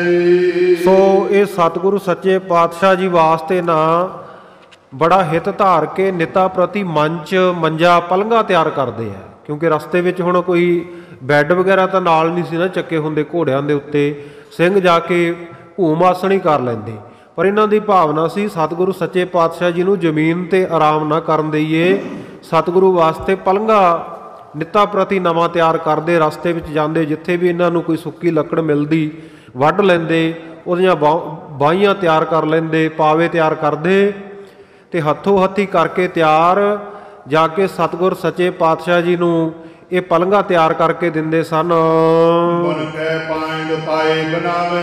ਉਹ ਪਲੰਘਾਂ ਤਿਆਰ ਕਰਕੇ ਚੰਗੀ ਤਰ੍ਹਾਂ ਬੁਣ ਕੇ ਤੇ ਬੜੀ ਚੰਗੀ ਸੋਹਣੀ ਪੈਂਦ ਪਾ ਕੇ ਕੱਸ ਕੇ ਸਤਿਗੁਰੂ ਜੀ ਨੂੰ ਭੇਟ ਕਰਦੇ। ਜਿਸ ਮੈਂ ਗੁਰ ਕੇ ਤਰੀ ਦਸਾਵੇਂ। ਔਰ ਰਾਤ ਨੂੰ ਸਤਿਗੁਰ ਸੱਚੇ ਪਾਤਸ਼ਾਹ ਜੀ ਦੇ ਥੱਲੇ ਡਾਉਂਦੇ ਸਤਿਗੁਰੂ ਜੀ ਨੂੰ ਬਿਰਾਜਮਾਨ ਕਰਦੇ। ਫਿਰ ਮੈਂ ਕਿਤਕ ਸਮੇਂ ਮਹਿਫੀਲ। ਫਿਰ ਇਸ ਪ੍ਰਕਾਰ ਥੋੜਾ ਸਮਾਂ ਇੱਥੇ ਰੁਕੇ। ਕਿਉ ਪਚਾਵਾ ਉੱਚ ਬੜੀਰ। ਸਤਿਗੁਰੂ ਸਾਹਿਬ ਜੀ ਨੇ ਦੇਖਿਆ, ਆਸੇ ਪਾਸੇ ਨਜ਼ਰ ਮਾਰੀ ਨਾ ਤਾਂ ਇੱਕ ਬਹੁਤ ਉੱਚਾ ਆਵਾ ਦੇਖਿਆ। ਅੱਜ ਕੱਲ੍ਹ ਤਾਂ ਭੱਠੇ ਆ ਨਾ, ਨੀਵੇਂ ਨੀਵੇਂ ਹੈ, ਪਹਿਲਾਂ ਖਾਲਸਾ ਜੀ ਆਵੇ ਲੱਗਦੇ ਹੁੰਦੇ, ਆਵਿਆਂ ਦੇ ਵਿੱਚ ਛੋਟੀਆਂ ਛੋਟੀਆਂ ਨਿੱਕੀਆਂ ਇੱਟਾਂ ਪੱਕਦੀਆਂ। ਉਹਨਾਂ ਇੱਟਾਂ ਨੂੰ ਪਕਾਉਣ ਤੋਂ ਬਾਅਦ ਉਹਦੇ ਉੱਪਰ ਹੀ ਹੋਰ ਆਵਾ ਕਰ ਲੈਂਦੇ। ਇਸ ਤਰ੍ਹਾਂ ਉੱਚਾ ਉੱਚਾ ਹੁੰਦਾ ਜਾਂਦਾ ਸੀ, ਸਵਾਹ ਦੇ ਹੇਠਾਂ ਢੇਰ ਲੱਗ ਜਾਂਦੇ ਰਾਖ ਦੇ। ਅੱਜ ਵੀ ਆਪਾਂ ਦੇਖਦੇ ਹਾਂ ਸਰਹੰਦ ਦੇ ਨੇੜੇ, ਸਮਾਣੇ ਦੇ ਨੇੜੇ ਬਹੁਤ ਉੱਚੇ ਉੱਚੇ ਇਹ ਪੁਰਾਣੇ ਜਿਹੜੇ ਥੇ ਹੈ ਭੱਠੇ ਆਵੇ, ਉਹ ਜਗ੍ਹਾ ਉਵੇਂ ਹੀ ਪਈਆਂ, ਉੱਚੇ ਉੱਚੇ ਸਥਾਨ ਬਣੇ ਹੋਏ ਆ ਉਹ। ਸੋ ਉੱਚੀਆਂ ਜਗ੍ਹਾ ਉਸੇ ਤਰ੍ਹਾਂ ਆਪਾਂ ਨੂੰ ਦੇਖਣ ਨੂੰ ਮਿਲਦੀਆਂ। ਸਤਿਗੁਰੂ ਸਾਹਿਬ ਜੀ ਨੇ ਜਦੋਂ ਨਜ਼ਰ ਮਾਰੀ ਇਹ ਸਰਸੇ ਖੜਿਆ ਨੇ ਤਾਂ ਉਹਨਾਂ ਨੂੰ ਇੱਕ ਉੱਚਾ ਆਵਾ ਦਿਖਾਈ ਦਿੱਤਾ, ਨਜ਼ਰ ਆਇਆ। ਇਸ ਪਰ ਚੜ੍ਹ ਡਲ ਸਿੰਘ ਹਕਾਰਾ। ਸਤਿਗੁਰ ਸੱਚੇ ਪਾਤਸ਼ਾਹ ਜੀ ਉਹ ਉੱਚੀ ਜਗ੍ਹਾ ਦੇ ਉੱਤੇ ਜਾ ਚੜ੍ਹੇ ਤੇ ਜਾ ਕੇ ਭਾਈ ਡਾਲਾ ਨੂੰ, ਭਾਈ ਡਾਲ ਸਿੰਘ ਨੂੰ ਆਵਾਜ਼ ਮਾਰ ਕੇ ਕਹਿਣ ਲੱਗੇ, ਆਓ ਦਿਖਾਵੇਂ ਦੇਸ਼ ਉਦਾਰਾ। ਕਹਿੰਦੇ ਭਾਈ ਡੱਲਾ ਸਿਆਂ ਆ ਜਾ, ਕਹਿੰਦੇ ਤੂੰ ਵੀ ਉੱਚਾ ਚੜ੍ਹਿਆ, ਆ ਜਾ ਤੈਨੂੰ ਦਿਖਾਉਂਦੇ ਆ ਇੱਥੋਂ, ਕਹਿੰਦੇ ਜਿਹੜਾ ਤੈਨੂੰ ਦੇਸ਼ ਦਾ ਰਾਜ ਭਾਗ ਬਖਸ਼ਣਾ ਨਾ, ਤੇਰਾ ਦੇਸ਼ ਕਿਹੋ ਜਿਹਾ, ਇੱਥੇ ਚੜ੍ਹ ਕੇ ਦੇਖ, ਦੂਰ ਦੂਰ ਤੱਕ ਦਿਖੇਗਾ। ਜੋ ਤੁਝ ਕੋ ਦੇਨੋ ਹਿਤ ਰਾਜ। ਜਿਹੜਾ ਕਹਿੰਦੇ ਤੈਨੂੰ ਅਸੀਂ ਹਿੱਤ ਕਰਕੇ ਪ੍ਰੇਮ ਦੇ ਨਾਲ ਜਿਹੜਾ ਤੈਨੂੰ ਰਾਜ ਭਾਗ ਦੇਣਾ ਚਾਹੁੰਦੇ ਆ ਉਹ ਤੈਨੂੰ ਦਿਖਾਉਂਦੇ ਹਾਂ। ਕਰੈ ਵਧਾਵਨ ਸਗਲ ਸਮਾਜ। ਅਸੀਂ ਕਹਿੰਦੇ ਤੇਰਾ ਬਹੁਤ ਸਾਜੋ ਸਮਾਨ, ਜ਼ਮੀਨ ਜਾਇਦਾਦ ਤੇਰਾ ਇਹ ਵਧਾ ਦੇਵਾਂਗੇ। ਮੁਖ ਮੁਰਝਾਨੇ ਤਲੈ ਉਚਾਰੀ। ਭਾਈ ਡੱਲੇ ਨੂੰ ਹੁਣ ਬੱਧਾ ਚੱਟੀ ਕਰਕੇ ਆਇਆ ਸੀ ਨਾ ਵੀ ਮਹਾਰਾਜ ਦਾ ਬਚਨ ਮੰਨਣਾ ਹੀ ਪੈਣਾ, ਕਿਤੇ ਕੋਈ ਸਰਾਪ ਹੀ ਨਾ ਦੇ ਦੇਣ। ਉਹਨੂੰ ਕਿੱਥੇ ਖੁਸ਼ੀ ਹੋਣੀ ਸੀ, ਮਹਾਰਾਜ ਸੱਚੇ ਪਾਤਸ਼ਾਹ ਉੱਤੇ ਪੂਰਨ ਭਰੋਸਾ ਨਹੀਂ ਬਣਿਆ ਨਾ, ਇਸ ਕਰਕੇ ਉਹਦਾ ਚਿਹਰਾ ਮੁਰਝਾਇਆ ਹੋਇਆ ਹੈ। ਜਗ ਚਲੈ ਤਬਲੇ ਨਿਹਾਰੀ। ਮਹਾਰਾਜ ਨੂੰ ਜਵਾਬ ਦੇਤਾ, ਨਾ ਮਹਾਰਾਜ ਮੈਂ ਉੱਤੇ ਚੜ ਕੇ ਕੀ ਦੇਖਣਾ, ਜਦੋਂ ਚੱਲਾਂਗੇ ਜਦੋਂ ਮਿਲੂਗਾ ਰਾਜ ਭਾਗ ਦੇਖੀ ਜਾਊ। ਛੂਟ ਗਇਓ ਧੀਰਜ ਜਸ ਪੀਰਾ, ਉਹ ਭਾਈ ਡੱਲਾ ਜੀ ਦੇ ਮਨ ਦਾ ਧੀਰਜ ਹੌਸਲਾ ਟੁੱਟ ਗਿਆ। ਉਹ ਸਦਨ ਗਨ ਗ੍ਰਾਮ ਬਡੇਰਾ, ਹਾਂ ਇਹ ਘਰ ਦੇ ਮੋਹ ਵਿੱਚ ਤੇ ਆਪਣੇ ਪਿੰਡਾਂ ਆਪਣੀ ਰਿਆਸਤ ਦੇ ਮੋਹ ਦੇ ਵਿੱਚ ਹੀ ਬਹੁਤਾ ਫਸਿਆ ਹੋਇਆ ਹੈ। ਉਹਨ ਪ੍ਰਭ ਆਨ ਪਲੰਗ ਪਰ ਥਰੀ, ਸਤਿਗੁਰੂ ਸੱਚੇ ਪਾਤਸ਼ਾਹ ਜੀ ਹੇਠਾਂ ਉਤਰ ਆਏ ਤੇ ਆ ਕੇ ਮੁੜ ਪਲੰਘੇ ਤੇ ਸਜ ਗਏ। ਔਰ ਨਿਕਟ ਸਭ ਬੈਠਣ ਕਰੀ, ਹੋਰ ਸਾਰੀ ਸੰਗਤ ਸੀ ਜਿਹੜੀ ਸਤਿਗੁਰੂ ਸੱਚੇ ਪਾਤਸ਼ਾਹ ਜੀ ਦੇ ਕੋਲ ਸਾਰੇ ਸਿੰਘ ਆ ਕੇ ਸਜ ਗਏ। ਰਾਮ ਸਿੰਘ ਕਰ ਜੋਰ ਉਚਾਰਾ, ਉਸ ਵੇਲੇ ਭਾਈ ਰਾਮ ਸਿੰਘ ਭਾਈ ਕੇ ਚੱਕ ਵਾਲਾ ਉਹ ਆ ਗਿਆ ਅੱਗੇ। ਉਹਨੇ ਆ ਕੇ ਹੱਥ ਜੋੜ ਕੇ ਬੇਨਤੀ ਕੀਤੀ। ਭਰਾਤਾ ਫਤਿਹ ਸਿੰਘ ਹਿਤ ਧਾਰਾ, ਉਹਨੇ ਹਿੱਤ ਧਾਰ ਕੇ ਨਾ ਆਪਣੇ ਭਰਾ ਫਤਿਹ ਸਿੰਘ ਦਾ ਹਿੱਤ ਧਾਰ ਕੇ ਸਤਿਗੁਰੂ ਨੂੰ ਕਹਿਣ ਲੱਗਾ, ਖੁਸ਼ੀ ਕਰੋ ਇਹ ਸਦਨ ਸਿਧਾਵੇ। ਮਹਾਰਾਜ ਸੱਚੇ ਪਾਤਸ਼ਾਹ ਆ ਮੇਰਾ ਭਰਾ ਫਤਿਹ ਸਿੰਘ ਇਹ ਵੀ ਨਾਲ ਆਇਆ ਤੁਹਾਡਾ ਵਚਨ ਮੰਨ ਕੇ, ਪਰ ਬੇਨਤੀ ਹੈ ਕਲਗੀਆਂ ਵਾਲੇ ਪਾਤਸ਼ਾਹ ਜੀ ਆਪ ਜੀ ਕਿਰਪਾ ਕਰੋ, ਖੁਸ਼ੀ ਬਖਸ਼ੋ ਇਹਨੂੰ ਤੇ ਇਹ ਘਰ ਚਲਿਆ ਜਾਵੇ, ਇਹਨੂੰ ਛੁੱਟੀ ਦੇ ਦਿਓ ਘਰ ਜਾਣ ਦੀ। ਸਗਲ ਕਾਰ ਪਾਛੇ ਨਿਭਾਵੇ, ਕਿਉਂਕਿ ਮਹਾਰਾਜ ਸਾਡਾ ਦੋਵਾਂ ਦਾ ਜਾਣਾ ਤਾਂ ਫਿਰ ਬਣਦਾ ਹੀ ਨਹੀਂ, ਦੋਵੇਂ ਜਾਵਾਂਗੇ ਤਾਂ ਘਰ ਦੇ ਕੰਮਕਾਰ ਪਿੱਛੋਂ ਕੌਣ ਸੰਭਾਲੂਗਾ। ਇਹਨੂੰ ਇਕੱਲੇ ਨੂੰ ਵਾਪਸ ਭੇਜ ਦਿਓ ਤਾਂ ਕਿ ਜਾ ਕੇ ਘਰ ਦੇ ਕੰਮਕਾਜ ਸੁਧਾਰ ਲਵੇ। ਸੁਣ ਗੁਰ ਸਾਹਿਬ ਕਹਿਓ ਹਮੋ ਸਭ ਜਾਨੀ, ਸਤਿਗੁਰ ਸੱਚੇ ਪਾਤਸ਼ਾਹ ਤਾਂ ਘਾਟ ਘਾਟ ਕੇ ਅੰਤਰ ਕੀ ਜਾਣਤ, ਭਲੇ ਬੁਰੇ ਕੀ ਪੀਰ ਪਛਾਨਤ, ਭੂਤ ਭਵਿੱਖ ਭਵਾਨ ਕਹਾਣੀ ਘਾਟ ਘਾਟ ਕੇ ਪਟ ਪਟ ਕੀ ਜਾਣੀ। ਸਾਰਿਆਂ ਦੇ ਦਿਲਾਂ ਦੀਆਂ ਜਾਣਦੇ ਆ। ਸਤਿਗੁਰੂ ਜੀ ਜਾਣਗੇ ਵੀ ਇਹ ਭਾਈ ਰਾਮ ਸਿੰਘ ਆ ਨਾ ਜਿਹੜਾ, ਇਹ ਛਲ ਕਪਟ ਕਰਨਾ ਚਾਹੁੰਦੇ ਆ, ਇਹ ਸਾਡੇ ਨਾਲ ਜਾਣਬੁੱਝ ਕੇ ਪਹਿਲਾਂ ਆਪਣੇ ਭਰਾ ਨੂੰ ਭੇਜਣਾ ਚਾਹੁੰਦਾ, ਬਾਅਦ ਵਿੱਚ ਆਪ ਵੀ ਚਲਿਆ ਜਾਵੇ। ਉਸ ਵੇਲੇ ਸਤਿਗੁਰ ਸੱਚੇ ਪਾਤਸ਼ਾਹ ਕਹਿੰਦੇ, ਰਾਮ ਸਿੰਘ ਅਸੀਂ ਕਹਿੰਦੇ ਤੇਰੇ ਦਿਲ ਦੀ ਗੱਲ ਜਾਣ ਲਈ ਹੈ। ਬਾਣੀ ਤੂੰ ਭਾਗਤ ਛਲ ਜਾਨੀ, ਆ ਜਿਹੜੀ ਬਾਣੀ ਤੂੰ ਬੋਲਦਾ, ਜਿਹੜੀਆਂ ਗੱਲਾਂ ਕਰਦਾ, ਬਚਨ ਕਰਦਾ ਨਾ, ਇਹ ਛਲ ਕਪਟ ਕਰਕੇ ਕਰ ਰਿਹਾ ਹੈ। ਫਤਿਹ ਸਿੰਘ ਕੋ ਜਾਣ ਨ ਦਹਿ, ਕਹਿੰਦੇ ਫਤਿਹ ਸਿੰਘ ਨੂੰ ਤੂੰ ਸਾਡੇ ਨਾਲ ਜਾਣ ਨਹੀਂ ਦਿੰਦਾ, ਨਹੀਂ ਆਪ ਵੀ ਸੰਗ ਸਿਰਹਿ, ਤੇ ਸਾਨੂੰ ਇਹ ਵੀ ਪਤਾ ਵੀ ਤੂੰ ਵੀ ਸਾਡੇ ਨਾਲ ਨਹੀਂ ਜਾਵੇਂਗਾ ਅੱਗੇ। ਹਮ ਕਿਆ ਕਹੈ ਭੇਜ ਦਿਓ ਪਾਛੀ, ਸਤਿਗੁਰ ਸੱਚੇ ਪਾਤਸ਼ਾਹ ਜੀ ਕਹਿੰਦੇ ਅਸੀਂ ਤਾਂ ਕੀ ਕਹਿਣਾ ਹੈ, ਕਹਿੰਦੇ ਜੇ ਤੂੰ ਇਹਨੂੰ ਭੇਜਣਾ ਹੀ ਆ ਤਾਂ ਚੱਲ ਪਿੱਛੇ ਭੇਜ ਦੇ। ਕਰੈ ਕਬਟ ਤੁਝ ਹੋਏ ਨਾ ਆਛੀ, ਪਰ ਜਿਹੜਾ ਤੁਸੀਂ ਕਪਟ ਕਰ ਰਹੇ ਹੋ ਨਾ, ਸਾਡੇ ਨਾਲ ਧੋਖਾ ਕਰ ਰਹੇ ਹੋ, ਇਹ ਤੁਹਾਡੇ ਵਾਸਤੇ ਚੰਗਾ ਨਹੀਂ ਹੋਵੇਗਾ। ਪ੍ਰਭ ਜੀ ਨੈ ਰਸਦ ਦਾ ਕਰੀਜੈ, ਇਹ ਹੱਥ ਜੋੜ ਕੇ ਕਹਿੰਦਾ ਮਹਾਰਾਜ ਸੱਚੇ ਪਾਤਸ਼ਾਹ ਗੁੱਸਾ ਨਾ ਮੰਨੋ, ਤੁਸੀਂ ਨਾਰਾਜ਼ਗੀ ਨਾ ਜਤਾਓ। ਬਿਨ ਨਰ ਸਦਨ ਨਹੀਂ ਬਿਨ ਭਈਜੈ, ਮਹਾਰਾਜ ਸੱਚੇ ਪਾਤਸ਼ਾਹ ਤੁਹਾਨੂੰ ਪਤਾ ਹੀ ਹੈ ਵੀ ਘਰੇ ਕੱਲੀਆਂ ਬੀਬੀਆਂ ਹੋਣ ਤੇ ਕੋਈ ਮਰਦ ਨਾ ਹੋਵੇ ਤੇ ਘਰਾਂ ਦੇ ਕੰਮਕਾਰ ਗ੍ਰਸਤੀ ਦੇ ਕੰਮਕਾਰ ਨਿਭਦੇ ਨਹੀਂ ਹਨ। ਕਿਮ ਕਹਿ ਫਤਿਹ ਸਿੰਘ ਕੋ ਮੋਰਾ, ਇਉਂ ਕਹਿ ਕੇ ਵੀ ਸਤਿਗੁਰੂ ਜੀ ਨੇ ਤਾਂ ਚਲੋ ਹੁਣ ਆਗਿਆ ਦੇ ਹੀ ਦਿੱਤੀ, ਫਤਿਹ ਸਿੰਘ ਨੂੰ ਵਾਪਸ ਮੋੜ ਦਿੱਤਾ ਆਪਣੇ ਭਰਾ ਨੂੰ ਰਾਮ ਸਿੰਘ ਨੇ। ਕਾਚੇ ਲੋਗਨ ਧੀਰਜ ਸ਼ੂਰਾ, ਇਹ ਕੱਚੇ ਲੋਕ ਆ, ਇਹਨਾਂ ਨੇ ਹੌਸਲਾ ਛੱਡ ਦਿੱਤਾ, ਸਤਿਗੁਰੂ ਨਾਲ ਹੌਸਲੇ ਦੇ ਨਾਲ ਧੀਰਜ ਦੇ ਨਾਲ ਨਹੀਂ ਜਾ ਰਹੇ। ਖਾਨ ਪਾਨ ਕਰ ਦਿਵਸ ਬਤਾਇਓ, ਇਉਂ ਖਾਣ ਪਾਣ ਕਰਕੇ ਲੰਗਰ ਪ੍ਰਸ਼ਾਦਾ ਪਾਣੀ ਛਕ ਕੇ ਸਾਰਾ ਦਿਨ ਬਤੀਤ ਕਰ ਦਿੱਤਾ। ਸੰਧਿਆ ਸਮੈ ਤਿਮਰ ਗਨ ਛਾਇਓ, ਸੰਧਿਆ ਹੋਈ, ਰਹਿਰਾਸ ਸਾਹਿਬ ਦਾ ਪਾਠ ਹੋਇਆ, ਹਨੇਰਾ ਹੋ ਗਿਆ। ਡਲ ਸਿੰਘ ਕੰਕਣ ਦੋਨੋਂ ਉਤਰੇ, ਫਿਰ ਭਾਈ ਡੱਲਾ ਸਿੰਘ ਇਹ ਮਹਾਰਾਜ ਸੱਚੇ ਪਾਤਸ਼ਾਹ ਜੀ ਜਿੱਥੇ ਵਿਰਾਜ ਰਹੇ ਸੀ ਨਾ ਪਲੰਘੇ ਤੇ, ਉੱਥੇ ਪਹੁੰਚ ਗਿਆ। ਜਿਹੜੇ ਗੁਰੂ ਮਹਾਰਾਜ ਨੇ ਖੁਸ਼ੀ ਵਿੱਚ ਆ ਕੇ ਇਹਨੂੰ 2 ਕੰਗਣ ਬਖਸ਼ਿਸ਼ ਕੀਤੇ ਸੀ ਨਾ, ਸੋਨੇ ਦੇ ਹੀਰਿਆਂ ਜੜੇ ਹੋਏ, ਇਹ ਭਾਈ ਡੱਲੇ ਨੇ ਦੋਵੇਂ ਆਪਣੀਆਂ ਬਾਹਾਂ ਵਿੱਚੋਂ ਉਤਾਰ ਲਏ। ਇਤ ਤਕਰਾਈ ਗੁਰ ਡਿਗ ਧਰੀ, ਤੇ ਰਾਤ ਦੇ ਹਨੇਰੇ ਵਿੱਚ ਸਤਿਗੁਰ ਸੱਚੇ ਪਾਤਸ਼ਾਹ ਜੀ ਦੇ ਪਲੰਘੇ ਦੇ ਉੱਤੇ ਚਰਨਾਂ ਵਾਲੇ ਪਾਸੇ ਰੱਖ ਦਿੱਤੇ। ਸੁੰਦਰ ਖੰਡਾ ਦਿਓ ਦਇਓ ਟਿਕਾਈ, ਇੱਕ ਮਹਾਰਾਜ ਸੱਚੇ ਪਾਤਸ਼ਾਹ ਨੇ ਇਹਨੂੰ ਖੰਡਾ ਬਖਸ਼ਿਆ ਸੀ, ਉਹ ਬੜਾ ਸੁੰਦਰ ਜਿਹੜਾ ਖੰਡਾ ਸੀ ਉਹ ਵੀ ਰੱਖ ਦਿੱਤਾ। ਬਾਹੀ ਸੰਗ ਮੰਚ ਕੇ ਲਾਈ, ਮੰਜੇ ਦੀ ਬਾਹੀ ਦੇ ਨਾਲ ਸਰਾਣੇ ਵਾਲੇ ਪਾਸੇ ਸਤਿਗੁਰੂ ਜੀ ਨੇ ਟਿਕਾ ਕੇ ਰੱਖ ਦਿੱਤਾ ਭਾਈ ਡੱਲੇ ਨੇ। ਨਿਸ ਜਬ ਭਈ ਅਦਕ ਅੰਧਕਾਰਾ, ਜਦੋਂ ਰਾਤ ਹੋ ਗਈ ਤੇ ਬਹੁਤ ਭਿਆਨਕ ਹਨੇਰਾ, ਗੂੜਾ ਹਨੇਰਾ ਹੋ ਗਿਆ। ਇਤ ਭਾਜਨ ਕੇ ਕੀਨ ਸਤਿਆਰਾ, ਇਹ ਭਾਈ ਡੱਲੇ ਨੇ ਵੀ ਤਿਆਰਾ ਕਰ ਲਿਆ ਵੀ ਹੁਣ ਰਾਤ ਨੂੰ ਭੱਜ ਜਾਵਾਂਗੇ। ਗੁੱਡ ਡੇਰੇ ਕੀ ਕਰੀ ਪ੍ਰਦਰਸ਼ਨਾ। ਇਹਨੇ ਕੀ ਕੀਤਾ? ਸਤਿਗੁਰੂ ਸੱਚੇ ਪਾਤਸ਼ਾਹ ਜੀ ਵਿਰਾਜ ਰਹੇ ਹੈ। ਸਤਿਗੁਰੂ ਸੱਚੇ ਪਾਤਸ਼ਾਹ ਜੀ ਦੇ ਉਹ ਜਿੱਥੇ ਵਿਰਾਜ ਰਹੇ ਸੀ ਉਸ ਟਿਕਾਣੇ ਦੀ ਪਲੰਘੇ ਦੀ ਪਰਿਕਰਮਾ ਕੀਤੀ। ਦੋਏ ਬਾਰ ਫਿਰ ਨੀਡ ਬਚਸ਼ਨਾ। 2 ਵਾਰ ਇਹਨੇ ਚੰਗੀ ਤਰ੍ਹਾਂ ਸਤਿਗੁਰ ਸੱਚੇ ਪਾਤਸ਼ਾਹ ਜੀ ਦੀ ਪਰਿਕਰਮਾ ਕਰਕੇ ਚੰਗੀ ਤਰ੍ਹਾਂ ਦੇਖਿਆ ਵੀ ਸਤਿਗੁਰੂ ਜੀ ਤਾਂ ਬਿਰਾਜਮਾਨ ਹੋ ਗਏ ਹਨ। ਹੁਣ ਫਿਰ ਬੇਟੀ ਧੀਰ ਨਾ ਰਹੀ। ਮੁੜ ਕੇ ਤੀਜੀ ਦਖਣਾ ਕਰਨ ਦੀ, ਤੀਜੀ ਵਾਰੀ ਪਰਿਕਰਮਾ ਕਰਨ ਦਾ ਤਾਂ ਇਹਦਾ ਹੌਸਲਾ ਹੀ ਨਾ ਰਿਹਾ। ਨਮੋ ਕਰੀ ਕਰ ਜੋਰੇ ਤਹੀ। ਬਸ ਉੱਥੇ ਖੜੇ ਨਹੀਂ, ਦੋਵੇਂ ਹੱਥ ਜੋੜ ਕੇ ਮਹਾਰਾਜ ਨੂੰ ਨਮਸਕਾਰ ਕਰ ਦਿੱਤੀ। ਦਰਬਾਰੀ ਲਾਉਣ। ਇਸੇ ਤਰ੍ਹਾਂ ਭਾਈ ਘਰਬਾਰਾ ਸਿੰਘ, ਭਾਈ ਦਰਬਾਰਾ ਸਿੰਘ, ਇਹ ਦੋਵੇਂ ਕਰ ਭਾਜ ਹਟਿਓ ਬਲ ਥਲ ਤਾਉਨ।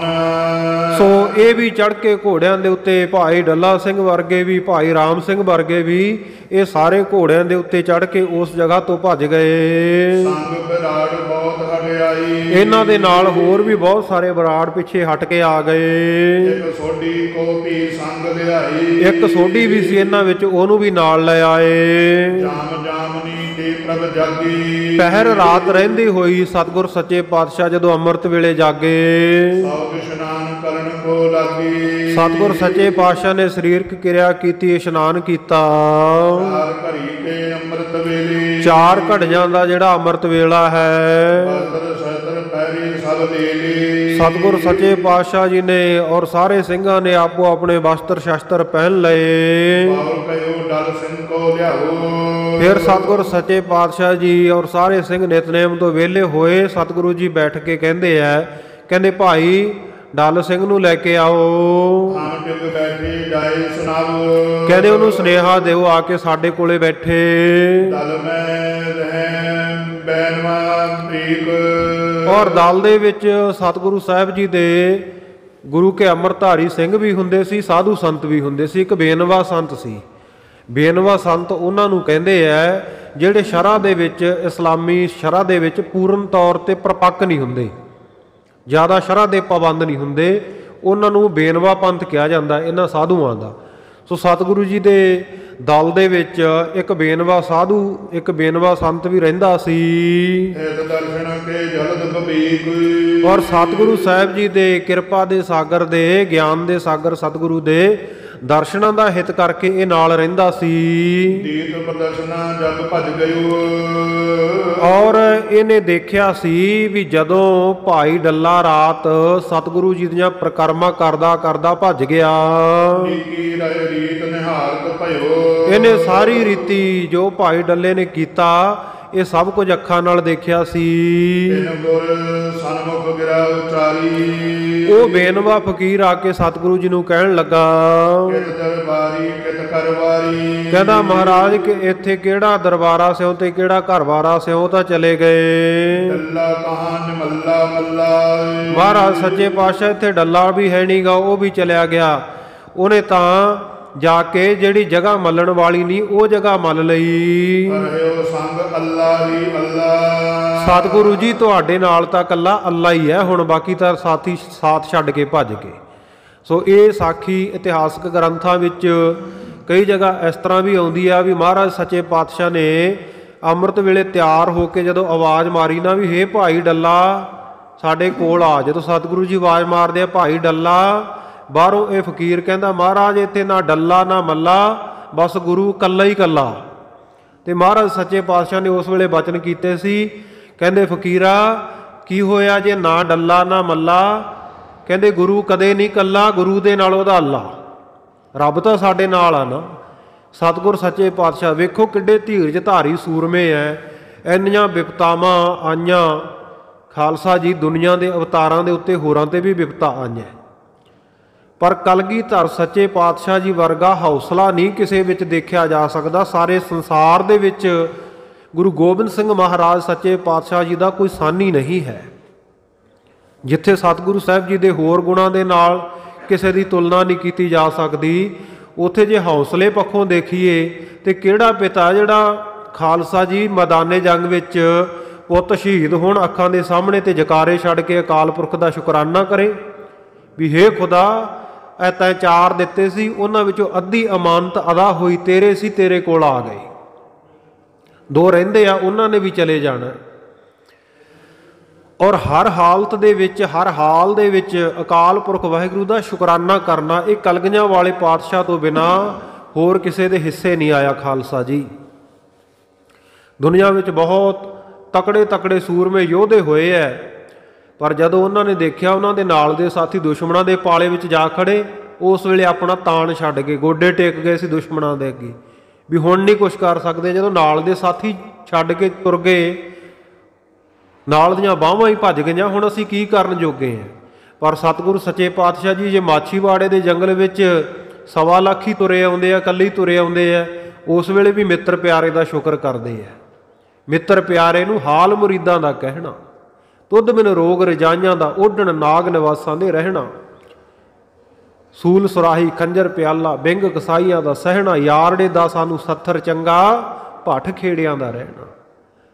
ਭੂਮ ਆਸਣ ਸੱਥਰ ਜ਼ਮੀਨ ਦੇ ਉੱਤੇ ਪਏ ਹੋਏ ਵੀ ਕਹਿੰਦੇ ਸਾਨੂੰ ਸਾਡੇ ਯਾਰ ਦਾ, ਸਾਡੇ ਮਾਲਕ ਦਾ, ਵਾਹਿਗੁਰੂ ਦਾ ਬਖਸ਼ਿਆ ਹੋਇਆ ਆ ਆਸਣ ਹੀ ਚੰਗਾ ਹੈ। ਹਰ ਹਾਲਤ ਵਿੱਚ ਹੌਸਲਾ ਬੁਲੰਦ ਰੱਖਣ ਵਾਲੇ ਕਲਗੀਧਰ ਸੱਚੇ ਪਾਤਸ਼ਾਹ। ਫਕੀਰ ਕਹਿੰਦਾ ਮਹਾਰਾਜ ਨਾ ਇੱਥੇ ਡੱਲਾ ਨਾ ਮੱਲਾ, ਗੁਰੂ ਕੱਲਾ ਹੀ ਕੱਲਾ। ਐਸ ਕਵਟੀ ਪੀਖ ਬੁਢਾਲੀ। ਮਹਾਰਾਜ ਸੱਚੇ ਪਾਤਸ਼ਾਹ ਜਿਹੜੇ ਤੇਰੇ ਸਿੱਖ ਸੀ ਉਹ ਤਾਂ ਬੜੇ ਕਪਟੀ ਨਿਕਲੇ, ਬੜੇ ਧੋਖੇਬਾਜ਼ ਨਿਕਲੇ, ਬੜੇ ਭੇਖ ਧਾਰੀ ਤੇ ਘੁਟਾਲੀ ਭੈੜੀ ਚਾਲ ਵਾਲੇ ਨਿਕਲੇ। ਅੰਤ ਸਮੇਂ ਨਿਭੈ ਨਹਿ ਨਾਲੀ। ਅੰਤ ਸਮੇਂ ਮਹਾਰਾਜ ਸੱਚੇ ਪਾਤਸ਼ਾਹ ਤੁਹਾਡੇ ਨਾਲ ਨਿਭੀ ਨਹੀਂ ਉਹਨਾਂ ਦੀ। ਕਿਉਂ ਹੀ ਡੱਲਾ ਕੂੜ ਪਛੱਲਾ। ਐਵੇਂ ਮਹਾਰਾਜ ਸੱਚੇ ਪਾਤਸ਼ਾਹ ਡੱਲਾ, ਜਿਹਨੂੰ ਤੁਸੀਂ ਡੱਲਾ ਡੱਲਾ ਕਹਿ ਕੇ ਆਵਾਜ਼ਾਂ ਮਾਰਦੇ ਹੋ, ਉਹ ਤਾਂ ਕੂੜ ਕੁਚੱਲਾ ਕਹਿੰਦੇ, ਉਹ ਤਾਂ ਝੂਠਾ ਨਿਕਲਿਆ ਤੇ ਕੁਚੱਲਾ ਭੈੜੇ ਲੱਛਣਾਂ ਵਾਲਾ, ਭੈੜੀ ਚਾਲ ਵਾਲਾ ਨਿਕਲਿਆ, ਭੈੜੀ ਚਾਲ ਚੱਲ ਗਿਆ। ਬਸ ਗੁਰੂ ਸਾਹਿਬ ਤੁਹਾਡੇ ਨਾਲ ਤਾਂ ਇੱਕ ਅੱਲਾ ਹੀ ਅੱਲਾ ਹੈ। ਕੂੜ ਨਾ ਸੱਚ ਅਕਾਰੀ। ਮਹਾਰਾਜ ਸੱਚੇ ਪਾਤਸ਼ਾਹ ਸੱਚ ਦੇ ਅੱਗੇ ਝੂਠ ਕਦੇ ਨਿਭਦਾ ਨਹੀਂ ਹੁੰਦਾ। ਇਹ ਤਾਂ ਡੱਲੇ ਵਰਗੇ ਸਿੱਖ ਤੁਹਾਡੇ, ਇਹ ਤਾਂ ਆਪਣੀ ਘਰ ਵਾਲੀ, ਇਸਤਰੀ, ਪਰਿਵਾਰ ਦੇ, ਪੁੱਤਰਾਂ ਧੀਆਂ ਦੇ ਮੋਹ ਵਿੱਚ ਫਸੇ ਹੋਏ ਹਨ। ਮਹਾਰਾਜ ਸੱਚੇ ਪਾਤਸ਼ਾਹ ਭਾਗਿਓ ਡੱਲਾ ਤਾਓ ਨਾ ਝੱਲਾ, ਭੱਜ ਗਿਆ ਡੱਲਾ, ਤੁਹਾਡੀ ਕਸੌਟੀ ਨੂੰ ਝੱਲ ਨਹੀਂ ਸਕਿਆ। ਤੁਹਾਡੇ ਨਾਲ ਤਾਂ ਬਸ ਇੱਕ ਅੱਲਾ ਖੁਦਾ ਵਾਹਿਗੁਰੂ ਹੈ। ਸਤਿਗੁਰ ਸੱਚੇ ਪਾਤਸ਼ਾਹ ਜੀ ਨੇ ਸੁਣ ਕੇ ਭਾਈ ਡੱਲੇ ਵਰਗਿਆਂ ਦੀ ਸੋਚ ਦੇ ਉੱਤੇ ਅਫਸੋਸ ਕੀਤਾ। ਕਹਿੰਦੇ ਜਾ ਓਏ ਡੱਲਿਆ, ਕਹਿੰਦੇ ਆਪੇ ਹੀ ਭੱਜ ਗਿਆ। ਕਹਿੰਦੇ ਹਿਰਦੇ ਦੇ ਵਿੱਚ ਤੇਰੇ ਧੀਰਜ ਹੀ ਨਹੀਂ ਆਇਆ। ਕਹਿੰਦੇ ਸਦਾ ਹੀ ਤੂੰ ਮੰਗਦਾ ਰਹਿੰਦਾ ਸੀ ਮਹਾਰਾਜ ਪੀੜੀ ਜਿੰਨੀ ਜਗ੍ਹਾ ਦੇ ਦਿਓ ਆਪਣੇ ਚਰਨਾਂ ਵਿੱਚ। ਕਹਿੰਦੇ ਕਿਹੜੀ ਤੇਰੇ ਤੇ ਐਡੀ ਭੀੜ ਆ ਪਈ ਸੀ ਜਿਹੜਾ ਭੱਜ ਗਿਆ ਇੱਥੋਂ। ਸਤਿਗੁਰ ਸੱਚੇ ਪਾਤਸ਼ਾਹ ਜੀ ਇੱਕ ਦਿਸ਼ਾ ਵੱਲ ਵੇਖ ਕੇ ਕਹਿਣ ਲੱਗੇ, ਕਹਿੰਦੇ ਭਾਈ ਇੱਧਰ ਕਿਹਨੇ ਤਿਆਰਾ ਕੀਤਾ। ਉਸ ਵੇਲੇ ਇੱਕ ਮਝੈਲ ਸਿੱਖ ਸੀ ਸਤਿਗੁਰੂ ਜੀ ਦੇ ਦਲ ਦੇ ਵਿੱਚ, ਉਹਨੇ ਆਖਿਆ ਗਿਆਨ ਦੇ ਸਾਗਰ ਸਤਿਗੁਰੂ ਜੀ ਦੇ ਬਚਨ ਸੁਣ ਕੇ ਕਹਿਣ ਲੱਗਾ, ਕਹਿੰਦਾ ਮਹਾਰਾਜ ਆ ਜਿਹੜੇ ਮਾਲਵੇ ਦੇ ਰਹਿਣ ਵਾਲੇ ਮਲਵਈ ਸੀ ਉਹ ਤਾਂ ਭੱਜ ਗਏ ਭਾਈ ਡੱਲੇ ਵਰਗੇ, ਤੇ ਮਹਾਰਾਜ ਅਸੀਂ ਮਾਝੇ ਵਾਲੇ ਜਿਹੜੇ ਮਾੜੇ ਜੇ ਸਿੱਖ ਆ ਤੁਹਾਡੇ, ਉਹ ਅਸੀਂ ਹਲੇ ਵੀ ਇੱਥੇ ਸਥਿਰ ਹਾਂ। ਸਤਿਗੁਰੂ ਸੱਚੇ ਪਾਤਸ਼ਾਹ ਕਹਿੰਦੇ ਨਹੀਂ ਭਾਈ ਮਝੈਲ ਮਾੜੇ ਨਹੀਂ। ਕਹਿੰਦੇ ਤੁਸੀਂ ਦੇਸ਼ ਮਾਲਵੇ ਕੇ ਹੋਏ ਲਾੜੇ, ਤੁਹਾਡੇ ਵਿਆਹ ਮਾਲਵੇ ਵਿੱਚ ਹੋਇਆ ਕਰਨਗੇ। ਤੇ ਖਾਲਸਾ ਜੀ ਪੁਰਾਤਨ ਸਮੇਂ ਦੇ ਵਿੱਚ ਹੀ ਤੇ ਹੁਣ ਵੀ ਮਾਲਵੇ ਦੇ ਫਿਰੋਜ਼ਪੁਰ ਇਲਾਕਾ, ਇਹ ਮੋਗਾ ਇਲਾਕਾ, ਇੱਥੋਂ ਦੀਆਂ ਬਹੁਤ ਧੀਆਂ ਮਾਝੇ ਦੇ ਵਿੱਚ ਹੁਣ ਵੀ ਵਿਆਹੀਆਂ ਜਾਂਦੀਆਂ ਸਤਿਗੁਰੂ ਸਾਹਿਬ ਜੀ ਦੇ ਉਹਨਾਂ ਬਚਨਾਂ ਦਾ ਕਰਕੇ। ਮਾਝੇ ਵਾਲੇ ਜਿਹੜੇ ਪਹਿਲਾਂ ਆਪਣੀਆਂ ਧੀਆਂ ਨੂੰ ਮਾਲਵੇ ਵਿੱਚ ਨਹੀਂ ਸੀ ਵਿਆਹੁੰਦੇ, ਆਪਣੇ ਪੁੱਤ ਤਾਂ ਵਿਆਹ ਲੈਂਦੇ ਸੀ, ਪਰ ਹੁਣ ਤਾਂ ਖੈਰ ਸਮਾਂ ਥੋੜ੍ਹਾ ਜਿਹਾ ਬਦਲ ਗਿਆ ਵੀ ਸਾਰੇ ਹੀ ਇੱਕ ਦੂਜੇ ਦੇ ਵਿਆਹ ਦਿੰਦੇ ਆ, ਮਾਝੇ ਵਾਲੇ ਕੀ, ਮਾਲਵੇ ਵਾਲੇ ਕੀ, ਦੁਆਬੇ ਵਾਲੇ ਕੀ। ਸੋ ਉਸ ਵੇਲੇ ਸਤਿਗੁਰੂ ਜੀ ਨੇ ਬਚਨ ਕੀਤੇ ਕਿ ਤੁਸੀਂ ਮਝੈਲ ਜਿਹੜੇ ਆ ਇਹ ਮਾਲਵੇ ਦੇ ਵਿੱਚ ਲਾੜੇ ਬਣੋਗੇ।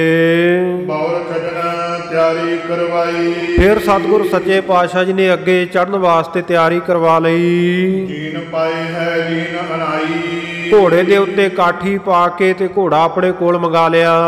ਗਏ ਕੋਸ ਦਵਾਦਸ ਕੀਏ ਡੀਰਾਏ। ਉਥੋਂ ਸਤਿਗੁਰ ਸੱਚੇ ਪਾਤਸ਼ਾਹ ਜੀ ਦੁਆਏ ਤੇ 10 2 ਤੇ 10 12 ਕੋ ਅੱਗੇ ਚਲੇ ਗਏ। ਨਾਵਲ ਨਗਰ ਬਸੈ ਬਹੁ ਤੀਰਾਏ। ਜਾ ਕੇ ਡੇਰਾ ਕੀਤਾ ਕਿੱਥੇ? ਜਿੱਥੇ ਬਹੁਤ ਭਾਰੀ ਨਗਰ ਨਾਹਰ ਵਸਦਾ। ਸੈਨਾ ਸਹਿਤ ਵਹੀਰ ਵਿਸਾਲਾ। ਸਤਿਗੁਰੂ ਜੀ ਆਪਣੀ ਸੈਨਾ ਫੌਜ ਦੇ ਸਮੇਤ ਭਾਰੇ ਵਹੀਰ ਦੇ ਨਾਲ ਆਨ ਸਬਰ ਸਭੋਂ ਤਹਿ ਘੱਲਾ। ਆ ਕੇ ਨਾਹਰ ਦੇ ਬਾਰ-ਬਾਰ ਆ ਕੇ ਸਤਿਗੁਰੂ ਜੀ ਨੇ ਪੜਾਅ ਕੀਤਾ। ਸਤਿਗੁਰ ਬੈਠੇ ਸਹਿਜ ਸੁਭਾਈ। ਸਤਿਗੁਰ ਸੱਚੇ ਪਾਤਸ਼ਾਹ ਜੀ ਸਹਿਜ ਸੁਭਾਵਕ ਹੀ ਬੈਠੇ ਹਨ, ਬਿਰਾਜੇ ਹਨ। ਇੱਕ ਸਿੰਘਪੁਰ ਬਚ ਬਿਠਾਈ ਬੀਚ ਬਿਠਾਈ। ਇੱਕ ਸਿੰਘ ਨੂੰ ਪੁਰੀ ਦੇ ਵਿੱਚ ਨਗਰ ਦੇ ਵਿੱਚ ਭੇਜਿਆ। ਕਿਸ਼ਨ ਲਾਲ ਦਿਨ ਇਹ ਦਲ ਧਾਮੂ। ਕਹਿੰਦੇ ਭਾਈ ਆ ਨਾਹਰ ਨਗਰ ਦੇ ਵਿੱਚ ਇੱਕ ਕ੍ਰਿਸ਼ਨ ਲਾਲ ਨਾਂ ਦਾ ਦੇ ਬ੍ਰਾਹਮਣ ਜੋਤਸ਼ੀ ਰਹਿੰਦਾ, ਉਹਦਾ ਘਰ ਹੈ। ਲਿਆਓ ਬੁਲਾਏ ਬੂਝਬੇ ਕੰਮ। ਕਹਿੰਦੇ ਉਹਨੂੰ ਬੁਲਾ ਕੇ ਲੈ ਕੇ ਆਓ, ਸਾਨੂੰ ਉਹਦੇ ਨਾਲ ਕੰਮ ਹੈ। ਜੋਤਿਸ਼ ਵਿਦਿਆ ਵਿਖੇ ਪ੍ਰਵੀਨ। ਇਹ ਜਿਹੜਾ ਕਿਸ਼ਨ ਲਾਲ ਸੀ ਨਾਹਰ ਵਾਲਾ ਬ੍ਰਾਹਮਣ, ਇਹ ਜੋਤਿਸ਼ ਵਿਦਿਆ ਦੇ ਵਿੱਚ ਬੜਾ ਪ੍ਰਵੀਨ, ਬੜਾ ਸੁਘੜ ਸਿਆਣਾ ਵਿਦਵਾਨ ਸੀ। ਪੂਰਬ ਦਿਸ਼ ਪੁਰ ਮੈਂ ਕਰ ਚੀਨ। ਸਤਿਗੁਰੂ ਜੀ ਕਹਿੰਦੇ ਸਿੰਘ ਨੂੰ ਕਹਿੰਦੇ ਲੱਭਦਾ ਨਾ ਫਿਰੀ ਉੱਥੇ ਵੀ ਘਰ ਕਿੱਥੇ ਹੈ, ਨਿਸ਼ਾਨੀ ਵੀ ਦੱਸਤੀ। ਕਹਿੰਦੇ ਚੜ੍ਹਦੇ ਵਾਲੇ ਪਾਸੇ ਉਹਦਾ ਘਰ ਹੈ। ਗੁਰ ਤੇ ਤਲਸਿਨ ਸਿਖ ਗਇਓ। ਸਤਿਗੁਰੂ ਜੀ ਦੇ ਬਚਨ ਸੁਣ ਕੇ, ਸਤਿਗੁਰੂ ਜੀ ਦੀ ਆਗਿਆ ਪਾ ਕੇ ਸਿੱਖ ਤਤਸ਼ਨ ਉਸੇ ਵੇਲੇ ਚਲਿਆ ਗਿਆ। ਜਾਏ ਜੋਤਸ਼ੀ ਲਿਆਵਤ ਭਇਓ। ਜਾ ਕੇ ਉਹ ਜੋਤਸ਼ੀ ਕਿਸ਼ਨ ਲਾਲ ਨੂੰ ਲੈ ਆਇਆ। ਆਸ਼ਕ ਬਾਦ ਦੀਨ ਢਿਗ ਬੈਸਾਈ।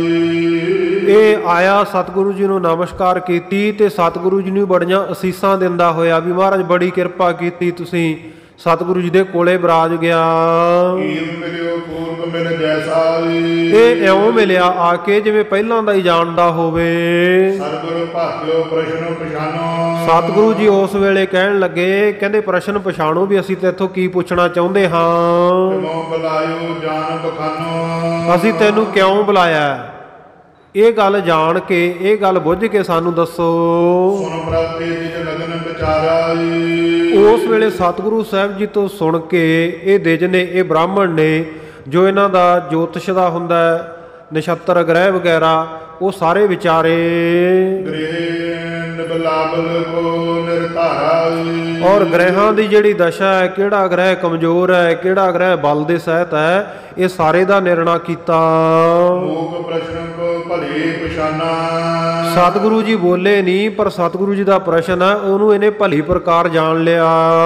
ਸਰਗੁਰ ਕੇ ਸੰਗ ਬਖਾਨਾ। ਫਿਰ ਸਤਿਗੁਰੂ ਸਾਹਿਬ ਜੀ ਨੂੰ ਕਹਿਣ ਲੱਗਾ, ਬਰਾਬਰ ਕੇ ਮਨੋਰਥ ਜੋ।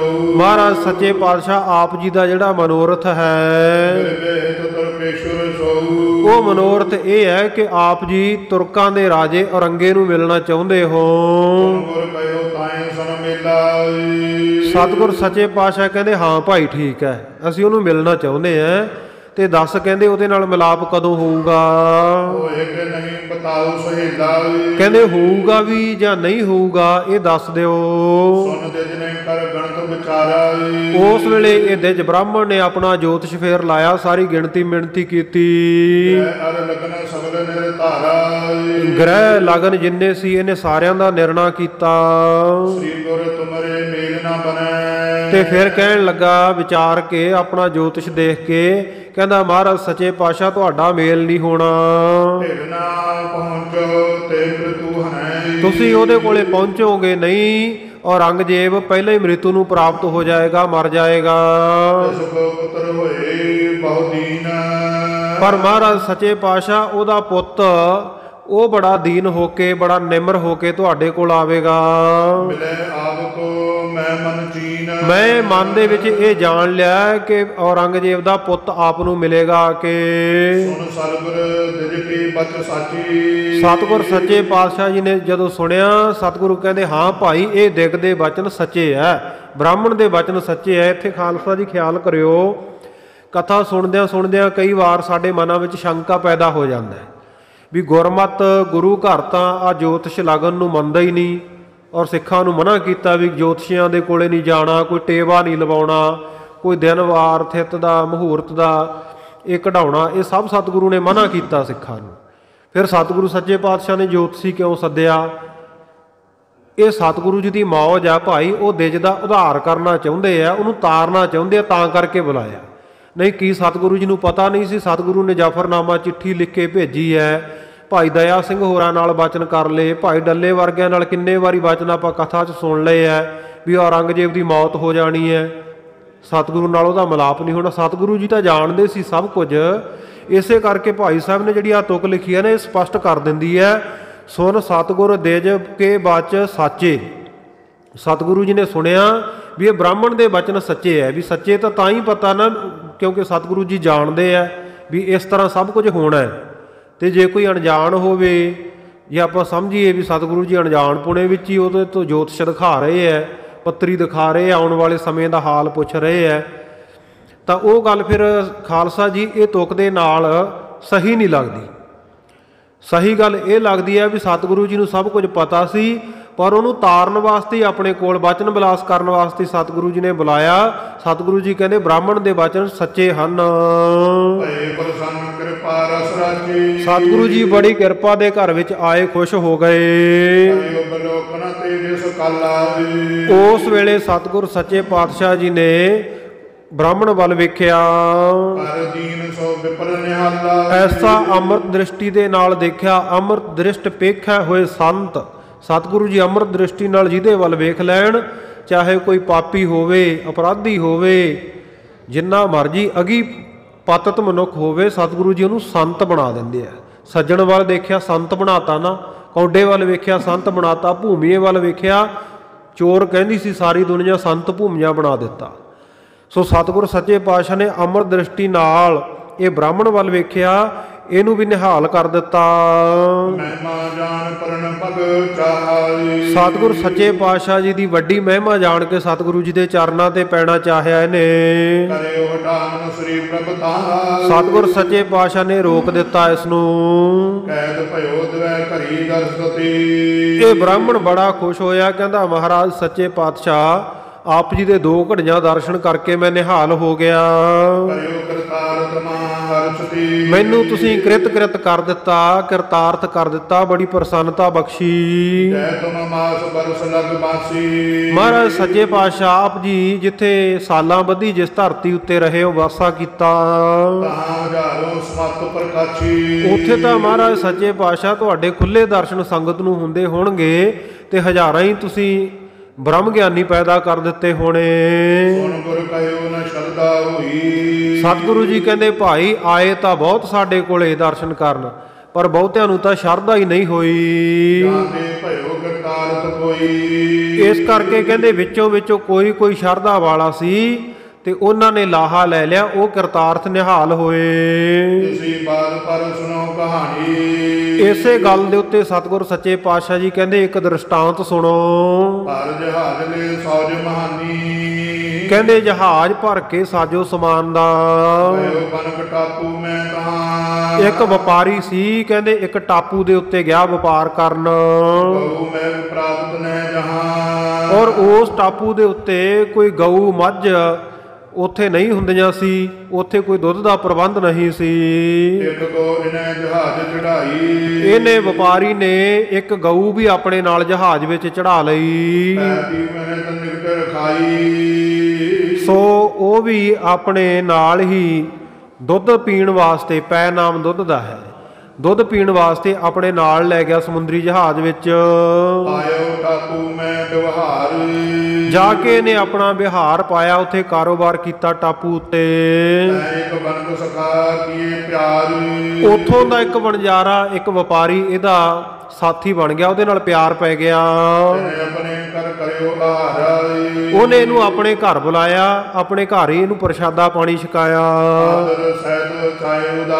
ਬਹੁਤ ਆਦਰ ਸਤਿਕਾਰ ਦੇ ਨਾਲ ਇਹਨੂੰ ਭੋਜਨ ਪ੍ਰਸ਼ਾਦਾ ਬੜਾ ਵਧੀਆ ਤਰੀਕੇ ਨਾਲ ਛਕਾਇਆ। ਜਿਹੜਾ ਟਾਪੂ ਦੇ ਉੱਤੇ ਗਿਆ ਨਾਲ ਗਾਂ ਨੂੰ ਲੈ ਕੇ, ਉਸ ਵਪਾਰੀ ਨੂੰ, ਜਿਹੜਾ ਵਪਾਰੀ ਉੱਥੋਂ ਦੇ ਰਹਿਣ ਵਾਲਾ, ਉਹਨੇ ਆਪਣੇ ਘਰ ਸੱਦ ਕੇ ਪ੍ਰਸ਼ਾਦਾ ਪਾਣੀ ਛਕਾਇਆ। ਤੇ ਫਿਰ ਕਈ ਦਿਨਾਂ ਬਾਅਦ ਇਹ ਵਪਾਰੀ ਜਿਹੜਾ ਜਹਾਜ਼ ਲੈ ਕੇ ਉੱਥੇ ਵਪਾਰ ਕਰਨ ਗਿਆ, ਇਹਨੇ ਬੁਲਾ ਲਿਆ ਆਪਣੇ ਕੋਲ ਪਾਇਸ ਭੋਜਨ ਭਲੇ ਖਵਾਇਓ। ਤੇ ਇਹਨੂੰ ਬੁਲਾ ਕੇ ਇਹਨੇ ਆਪਣੀ ਗਾਂ ਦਾ ਦੁੱਧ ਚੋਇਆ, ਵਧੀਆ ਸੰਘਣੀ ਖੀਰ ਬਣਾ ਕੇ ਤੇ ਉਹਨੂੰ ਇਹ ਭੋਜਨ ਛਕਾਇਆ। ਪ੍ਰਥਮ ਨਾ ਅਜੀਸੋ ਅਚਰਜ ਭਇਓ। ਉੱਥੇ ਕਿਉਂਕਿ ਮੱਝਾਂ ਗਾਵਾਂ ਦੁੱਧ ਹੁੰਦਾ ਨਹੀਂ ਸੀ, ਉਹਨਾਂ ਨੇ ਕਦੇ ਖੀਰ ਦੇਖੀ ਨਹੀਂ ਸੀ, ਖਾਣੀ ਤਾਂ ਕਿੱਥੋਂ ਦੀ, ਛਕਣਾ ਤਾਂ ਕਿੱਥੋਂ ਦੀ ਗੱਲ ਸੀ। ਸੋ ਉਹਨਾਂ ਨੇ ਕਦੇ ਪਹਿਲਾਂ ਇਹੋ ਜਿਹਾ ਜਿਹੜਾ ਖੀਰ ਵਰਗਾ ਭੋਜਨ ਛਕਿਆ ਨਹੀਂ ਸੀ। ਕੀ ਕਿਆ ਐਸ ਬੁੱਝਨ ਕਯੋ। ਉਹਨੇ ਛਕ ਲਿਆ, ਉਹਨੂੰ ਬੜਾ ਸਵਾਦ ਲੱਗਿਆ। ਨਾਲ ਹੀ ਪੁੱਛਦਾ ਹੈ, ਕਹਿੰਦਾ ਵੀ ਇਹ ਕੀ ਚੀਜ਼ ਹੈ। ਸੋ ਬੁੱਝ ਦਿਓ ਕਰੈ ਹਮ ਨੀਤ। ਕਹਿੰਦਾ ਸਾਨੂੰ ਵੀ ਦੱਸੋ, ਅਸੀਂ ਵੀ ਇਹੋ ਜਿਹਾ ਭੋਜਨ ਘਰੇ ਤਿਆਰ ਕਰਿਆ ਕਰੀਏ। ਆਹਾਰ ਅਖਰ ਖਾਵਤ ਜੀਤ। ਕਹਿੰਦਾ ਬੜਾ ਵਧੀਆ ਭੋਜਨ ਹੈ, ਖਾ ਕੇ ਮਨ ਨੂੰ ਬੜੀ ਪ੍ਰਸੰਨਤਾ ਹੋਈ ਹੈ। ਸੁਨਤ ਬਨਕ ਤੈਨੂੰ ਕੋ ਦੀਨ। ਉਸ ਵੇਲੇ ਜਿਹੜਾ ਇਹ ਵਪਾਰੀ ਸੀ, ਉਹਨੇ ਆਪਣਾ ਮਿੱਤਰ ਜਾਣ ਕੇ ਵੀ ਚਲੋ ਇਹ ਵੀ ਖੀਰ ਬਣਾ ਲਿਆ ਕਰਨਗੇ, ਦੁੱਧ ਪੀ ਲਿਆ ਕਰਨਗੇ, ਜਿਹੜੀ ਗਾਂ ਨਾਲ ਲੈ ਕੇ ਗਿਆ ਸੀ ਉਹ ਇਹਨੂੰ ਦੇ ਦਿੱਤੀ। ਦੁੱਧ ਦੇਤ ਇਹ ਲਿਓ ਸੋ ਜੀਨ। ਵੀ ਚਲੋ ਇਹਨਾਂ ਨੂੰ ਦੁੱਧ ਦਿੰਦੀ ਰਹੂਗੀ, ਇਹ ਜਾਣ ਕੇ ਗਾਂ ਦੇ ਗਿਆ। ਦੀਕੇ ਗਊ ਜਹਾਜ਼ ਚਲਾਇਓ। ਉਹਨੂੰ ਇਹ ਗਊ ਦੇ ਕੇ ਤੇ ਆਪ ਜਹਾਜ਼ ਤੇ ਚੜ੍ਹ ਕੇ ਵਾਪਸ ਆ ਗਿਆ। ਆਪਣੇ ਦੇਸ਼ ਵਿਖੇ ਹੀ ਆਇਓ। ਆਪਣੇ ਇਲਾਕੇ ਵਿੱਚ, ਦੇਸ਼ ਵਿੱਚ ਵਾਪਸ ਆ ਗਿਆ। ਸੋ ਦੇ ਗਇਓ ਧੀਂਦਰੇ ਉਰਾਏ। ਉਹ ਜਿਹੜਾ ਸੀ ਇਹਦਾ ਸਾਥੀ, ਉਹ ਆਪਣੇ ਘਰ ਵਿੱਚ ਗਊ ਲੈ ਗਿਆ। ਫਿਰ ਵੈ ਕਰ ਬਛਰੂ ਤੇ ਛੁਰਾਏ। ਉਹਨੇ ਆਪਣੇ ਘਰੇ ਗਾਂ ਨੂੰ ਜਾ ਕੇ ਬੰਨਿਆ ਤੇ ਜਦੋਂ ਧਾਰਾਂ ਦਾ ਸਮਾਂ ਹੋ ਗਿਆ ਤੇ ਵੱਛਾ ਛੱਡਿਆ। ਸੋ ਥਨ ਜੋਸ਼ਨ ਲਾਗਿਓ ਰਵੈ। ਵੱਛਾ ਜਦੋਂ ਗਾਂ ਨੂੰ ਚੁੰਗਣ ਲੱਗ ਪਿਆ ਬੇ ਮੂਤਰ ਕਰਦ ਵੀ ਤਬੈ। ਤੇ ਖਾਲਸਾ ਜੀ, ਗੋਕੇ ਪਸ਼ੂਆਂ ਨੂੰ ਆਦਤ ਹੁੰਦੀ ਆ, ਜਦੋਂ ਉਹਨਾਂ ਦੇ ਨਿਆਣਾ ਪਾਇਆ ਜਾਂਦਾ ਹੈ, ਧਾਰ ਕੱਢੀ ਜਾਂਦੀ ਆ, ਵੱਛਾ ਚੁੰਗਦਾ ਨਾ ਤੇ ਉਹ ਪਿਸ਼ਾਬ ਕਰ ਦਿੰਦੇ ਆ। ਇਹ ਗਊ ਨੇ ਪਿਸ਼ਾਬ ਕੀਤਾ ਬਾਸਨ ਵਿਖੇ ਬਨਕ ਲੈ ਲੀਨਾ। ਤੇ ਇਹਨੂੰ ਪਤਾ ਨਹੀਂ ਸੀ ਵੀ ਇਹ ਕਿਤੇ ਉਹਨੂੰ ਲੱਗਿਆ ਵੀ ਸ਼ਾਇਦ ਇਹੀ ਦੁੱਧ ਹੁੰਦਾ। ਉਹਨੇ ਬਾਲਟੀ ਭਰ ਲਈ ਖਰੀਦਨ ਕਰਪੁਰ ਖਾਵਨ ਕੀਨ। ਤੇ ਇਹ ਜਿਹੜੀ ਬਾਲਟੀ ਗਊ ਮੂਤਰ ਦੀ ਭਰੀ ਸੀ, ਇਹਨੇ ਰਿੰਨ ਕੇ ਚੌਲ ਇਹਦੇ ਵਿੱਚ ਤੇ ਖੀਰ ਬਣਾ ਲਈ। ਔਰਾ ਪਾਏ ਸਵਾਦ ਪਛਤਾਇਓ। ਪਰ ਜਦੋਂ ਇਹਨੇ ਖਾਧਾ ਉਹੋ ਜਿਹਾ ਸਵਾਦ ਨਾ ਆਇਆ ਵੀ ਆਹ ਕਿਹੋ ਜਿਹਾ ਸਵਾਦ ਹੈ। ਸੋ ਦਗਾ ਬਨਕ ਕਰ ਗਇਓ। ਬੜਾ ਪਛਤਾਇਆ ਤੇ ਕਹਿੰਦਾ ਵੀ ਵਪਾਰੀ ਆ ਜਿਹੜਾ ਨਾ, ਹੈ ਤਾਂ ਮੇਰਾ ਸਾਥੀ ਸੀ ਪਰ ਮੇਰੇ ਨਾਲ ਦਗਾ ਕਰ ਗਿਆ, ਧੋਖਾ ਕਰ ਗਿਆ। ਤਿਵੇਂ ਲੋਕ ਰਹੇ ਹਮ ਪਾਸ। ਸਤਿਗੁਰ ਸੱਚੇ ਪਾਤਸ਼ਾਹ ਨੇ ਉਦਾਹਰਣ ਦੇ ਕੇ ਆਖਿਆ, ਕਹਿੰਦੇ ਫਕੀਰ ਜੀ, ਇਸੇ ਤਰ੍ਹਾਂ ਕਹਿੰਦੇ ਆ ਜਿਹੜੇ ਲੋਕ ਸੀ ਨਾ, ਜਿਹੜੇ ਭੱਜ ਗਏ ਆ ਸਾਨੂੰ ਛੱਡ ਕੇ, ਇਹ ਵੀ ਸਾਡੇ ਨਾਲ ਕਹਿੰਦੇ ਇਉਂ ਹੀ ਰਹੇ। ਜਾਨੀ ਜੁਗਤ ਨਾ ਸਮਤ ਪ੍ਰਕਾਸ਼। ਨਾਲ ਰਹਿ ਕੇ ਵੀ ਕਹਿੰਦੇ ਇਹਨਾਂ ਨੂੰ ਮੱਤ ਨਹੀਂ ਆਈ। ਦੁਗਧ ਨਾ ਲੀਨ ਮੂਤਰ ਕੋ ਲਿਓ। ਕਹਿੰਦੇ ਜਿਵੇਂ ਉਹਨੇ ਦੁੱਧ ਨਹੀਂ ਪ੍ਰਾਪਤ ਕੀਤਾ ਗਾਂ ਤੋਂ ਤੇ ਮੂਤ ਦੀ ਬਾਲਟੀ ਭਰ ਲਈ ਗਊ ਮੂਤਰ ਦੀ, ਇਸੇ ਤਰ੍ਹਾਂ ਕਹਿੰਦੇ ਇਹਨਾਂ ਨੇ ਕਹਿੰਦੇ ਸਾਡੇ ਤੋਂ ਗਿਆਨ ਤਾਂ ਲਿਆ ਹੀ ਨਹੀਂ, ਜਿਹੜੇ ਬਸ ਕਹਿੰਦੇ ਆਪਣੇ ਕੰਮਾਂ ਕਾਰਾਂ ਨਾਲ ਜੁੜੇ ਰਹੇ। ਪਰ ਦੋਸ਼ ਬੌਰ ਤਰ ਦਿਓ। ਤੇ ਕਹਿੰਦੇ ਦੋਸ਼ ਸਾਡੇ ਉੱਤੇ ਦੇ ਰਹੇ ਹਨ। ਮਿਲਿਓ ਬਨਕ ਸੋ ਜਬ ਨਰ ਗਿਆਤਾ। ਉਸ ਵਪਾਰੀ ਨੂੰ ਜਦੋਂ ਕੋਈ ਜਾਣਕਾਰ ਵੀ ਆਹ ਗਊ ਹੁੰਦੀ ਹੈ, ਇਸ ਤਰ੍ਹਾਂ ਦਾ ਦੁੱਧ ਚੋਇਆ ਜਾਂਦਾ, ਕੋਈ ਇਸ ਤਰ੍ਹਾਂ ਜਾਣਕਾਰ ਮਿਲਿਆ, ਦੁੱਧ ਕਾੜ ਪੇ ਤਿਨ ਤਬ ਜਾਤਾ। ਉਸ ਵੇਲੇ ਉਹਨੇ ਦੱਸਿਆ ਵੀ ਐ ਬੱਚਾ ਛੱਡ ਕੇ ਨਾ, ਜਦੋਂ ਇਹ ਗਾਂ ਪਸਮ ਜਾਵੇ ਤੇ ਐ ਦੀ ਧਾਰ ਕੱਢੀ ਦੀ ਐ, ਐਉਂ ਦੁੱਧ ਕੱਢੀ ਦਾ ਦੱਸ ਦਿੱਤਾ। ਜਾਂਦੇ ਕਿਨ ਕਿਨ ਸ਼ੁਭ ਮਤ ਧਾਰੀ। ਤੇ ਸਤਿਗੁਰੂ ਜੀ ਕਹਿੰਦੇ ਕਈਆਂ ਨੇ ਵਿੱਚੋਂ ਕਹਿੰਦੇ ਇਹਨਾਂ ਦੇ ਕਈਆਂ ਨੂੰ ਸੰਗਤ ਹੋਈ, ਥੋੜਾ ਜਿਹਾ ਗਿਆਤ ਹੋਇਆ ਤੇ ਉਹਨਾਂ ਨੇ ਸ਼ੁਭ ਮਤ ਧਾਰਨ ਕਰ ਲਈ, ਉਹਨਾਂ ਨੇ ਗੁਰਮਤ ਨੂੰ ਗ੍ਰਹਿਣ ਕੀਤਾ। ਨਤ ਸਬਰ ਹੈ ਮੂਤਰ ਅਧਿਕਾਰੀ। ਨਹੀਂ ਤਾਂ ਬਾਕੀ ਜਿਵੇਂ ਕਹਿੰਦੇ ਉਹ ਵਪਾਰੀ ਸੀ, ਉਹਨੂੰ ਪਤਾ ਨਹੀਂ ਸੀਗਾ ਵੀ ਗਊ ਮੂਤਰ ਹੀ ਉਹ ਬਾਲਟੀਆਂ ਵਿੱਚ ਭਰਦਾ ਰਿਹਾ। ਇਹ ਅਣਅਧਿਕਾਰੀ ਜਿਹੜੇ ਸੀਗੇ, ਸੋ ਇਸ ਤਰ੍ਹਾਂ ਕਹਿੰਦੇ ਇਹ ਸਾਰੇ ਖਾਲੀ ਦੇ ਖਾਲੀ ਰਹਿ ਗਏ। ਉਸ ਵੇਲੇ ਜਿਹੜਾ ਇਹ ਦੇਜ ਬ੍ਰਾਹਮਣ ਸੀ, ਸੋ ਇਹਨੇ ਮਹਾਰਾਜ ਦੇ ਬਚਨ ਸੁਣ ਕੇ ਹਿਰਦੇ ਦੇ ਵਿੱਚ ਬੜਾ ਪ੍ਰਸੰਨ ਹੋਇਆ, ਆਨੰਦ ਧਾਰਿਆ। ਧੰਨ ਗੁਰੂ ਗੋਬਿੰਦ ਸਿੰਘ ਸਾਹਿਬ ਮਹਾਰਾਜ, ਧੰਨ ਕਲਗੀਆਂ ਵਾਲੇ ਪਾਤਸ਼ਾਹ ਇਉਂ ਉਚਾਰਦਾ ਹੈ। ਉਸ ਵੇਲੇ ਬ੍ਰਹਮ ਗਿਆਨ ਦੀ ਦਾਤ ਪਾ ਕੇ ਸਤਿਗੁਰੂ ਜੀ ਤੋਂ ਆਪਣੇ ਘਰ ਚਲਾ ਗਿਆ। ਔਰ ਇਸ ਤਰ੍ਹਾਂ ਸਤਿਗੁਰ ਸੱਚੇ ਪਾਤਸ਼ਾਹ ਜੀ ਦਾ ਜਸ ਜਿੱਥੇ ਕਿਤੇ ਜਾ ਕੇ ਸਤਿਗੁਰੂ ਜੀ ਦੀ ਵਡਿਆਈ ਕਰਦਾ ਰਿਹਾ। ਦੋਹਰਾ ਸ੍ਰੀ ਸਤਿਗੁਰ ਪੂਰਨ ਪੁਰਖ ਸਤਿਗੁਰ ਸੱਚੇ ਪਾਤਸ਼ਾਹ ਜੀ ਪੂਰਨ ਪੁਰਖਾਰਥ ਦੇਣ ਵਾਲੇ, ਪੁਰਸ਼ਾਰਥ ਬਖਸ਼ਣ ਵਾਲੇ ਔਰ ਪੂਰਨ ਪੁਰਖ ਪੂਰਨਾਮੇ ਨਰਕਾਂ ਤੋਂ ਰੱਖਣ ਵਾਲੇ ਹਨ। ਦੇ ਦਿਲ ਕੋ ਦਿਨਾਰ ਸੋ ਉਸ ਦੇ ਜਿਹਨੂੰ ਬ੍ਰਾਹਮਣ ਨੂੰ ਸਤਿਗੁਰੂ ਜੀ ਨੇ ਸੋਨੇ ਦੀਆਂ ਮੋਹਰਾਂ ਦਿਨਾਰ ਦਿੱਤੇ, ਗੁਰਮਤਿ ਦੀ ਰੁਖਸਤ ਕਰਿਓ ਗੁਰਮਤਿ ਬਖਸ਼ ਕੇ ਉਹਨੂੰ ਵਿਦਾ ਕੀਤਾ। ਬੰਨਿਓ ਨਗਰ ਮਝਾਰ ਇਹ ਨਾਹਰ ਨਗਰ ਦੇ ਵਿੱਚ ਜਿਹੜਾ ਜੋਤਸ਼ੀ ਸੀ ਵਾਪਸ ਚਲਿਆ ਗਿਆ। ਸੋ ਇੱਥੋਂ ਅੱਗੇ ਸਾਖੀ ਹੋਰ ਇਸੇ ਨਾਹਰ ਨਗਰ ਦੀ ਆਰੰਭ ਹੋ ਜਾਣੀ ਹੈ। ਸਤਿਗੁਰੂ ਕਿਰਪਾ ਕਰਨ ਕੱਲ ਦੇ ਦੀਵਾਨ ਦੇ ਵਿੱਚ ਸਤਿਗੁਰੂ ਜੀ ਆਪ ਸੇਵਾ ਕਰਵਾਉਣਗੇ। ਕਥਾ ਵਿਚਾਰ ਦੌਰਾਨ ਹੋਈਆਂ ਭੁੱਲਾਂ ਦੀ ਖਿਮਾ, ਇੱਥੇ ਵਿਚਾਰਾਂ ਨੂੰ ਵਿਸ਼ਰਾਮ, ਸਮਾਪਤੀ ਦੀਆਂ ਤੁਕਾਂ ਪੜ੍ਹ ਕੇ ਗੁਰਫਤਿਹ ਗਜਾਈਏ। ਸ੍ਰੀ ਸਤਿਗੁਰ ਪੂਰਨ ਪੁਰਖ ਦੇ ਦਿਲ ਕੋ ਦੀਨਾਰ, ਗੁਰਮਤਿ ਦੇ ਰੁਖਸਤ ਕਰਿਓ, ਗਮਨਿਓ ਨਗਰ ਮਝਾਰ। ਵਾਹਿਗੁਰੂ ਜੀ ਕਾ ਖਾਲਸਾ, ਵਾਹਿਗੁਰੂ ਜੀ ਕੀ ਫਤਿਹ।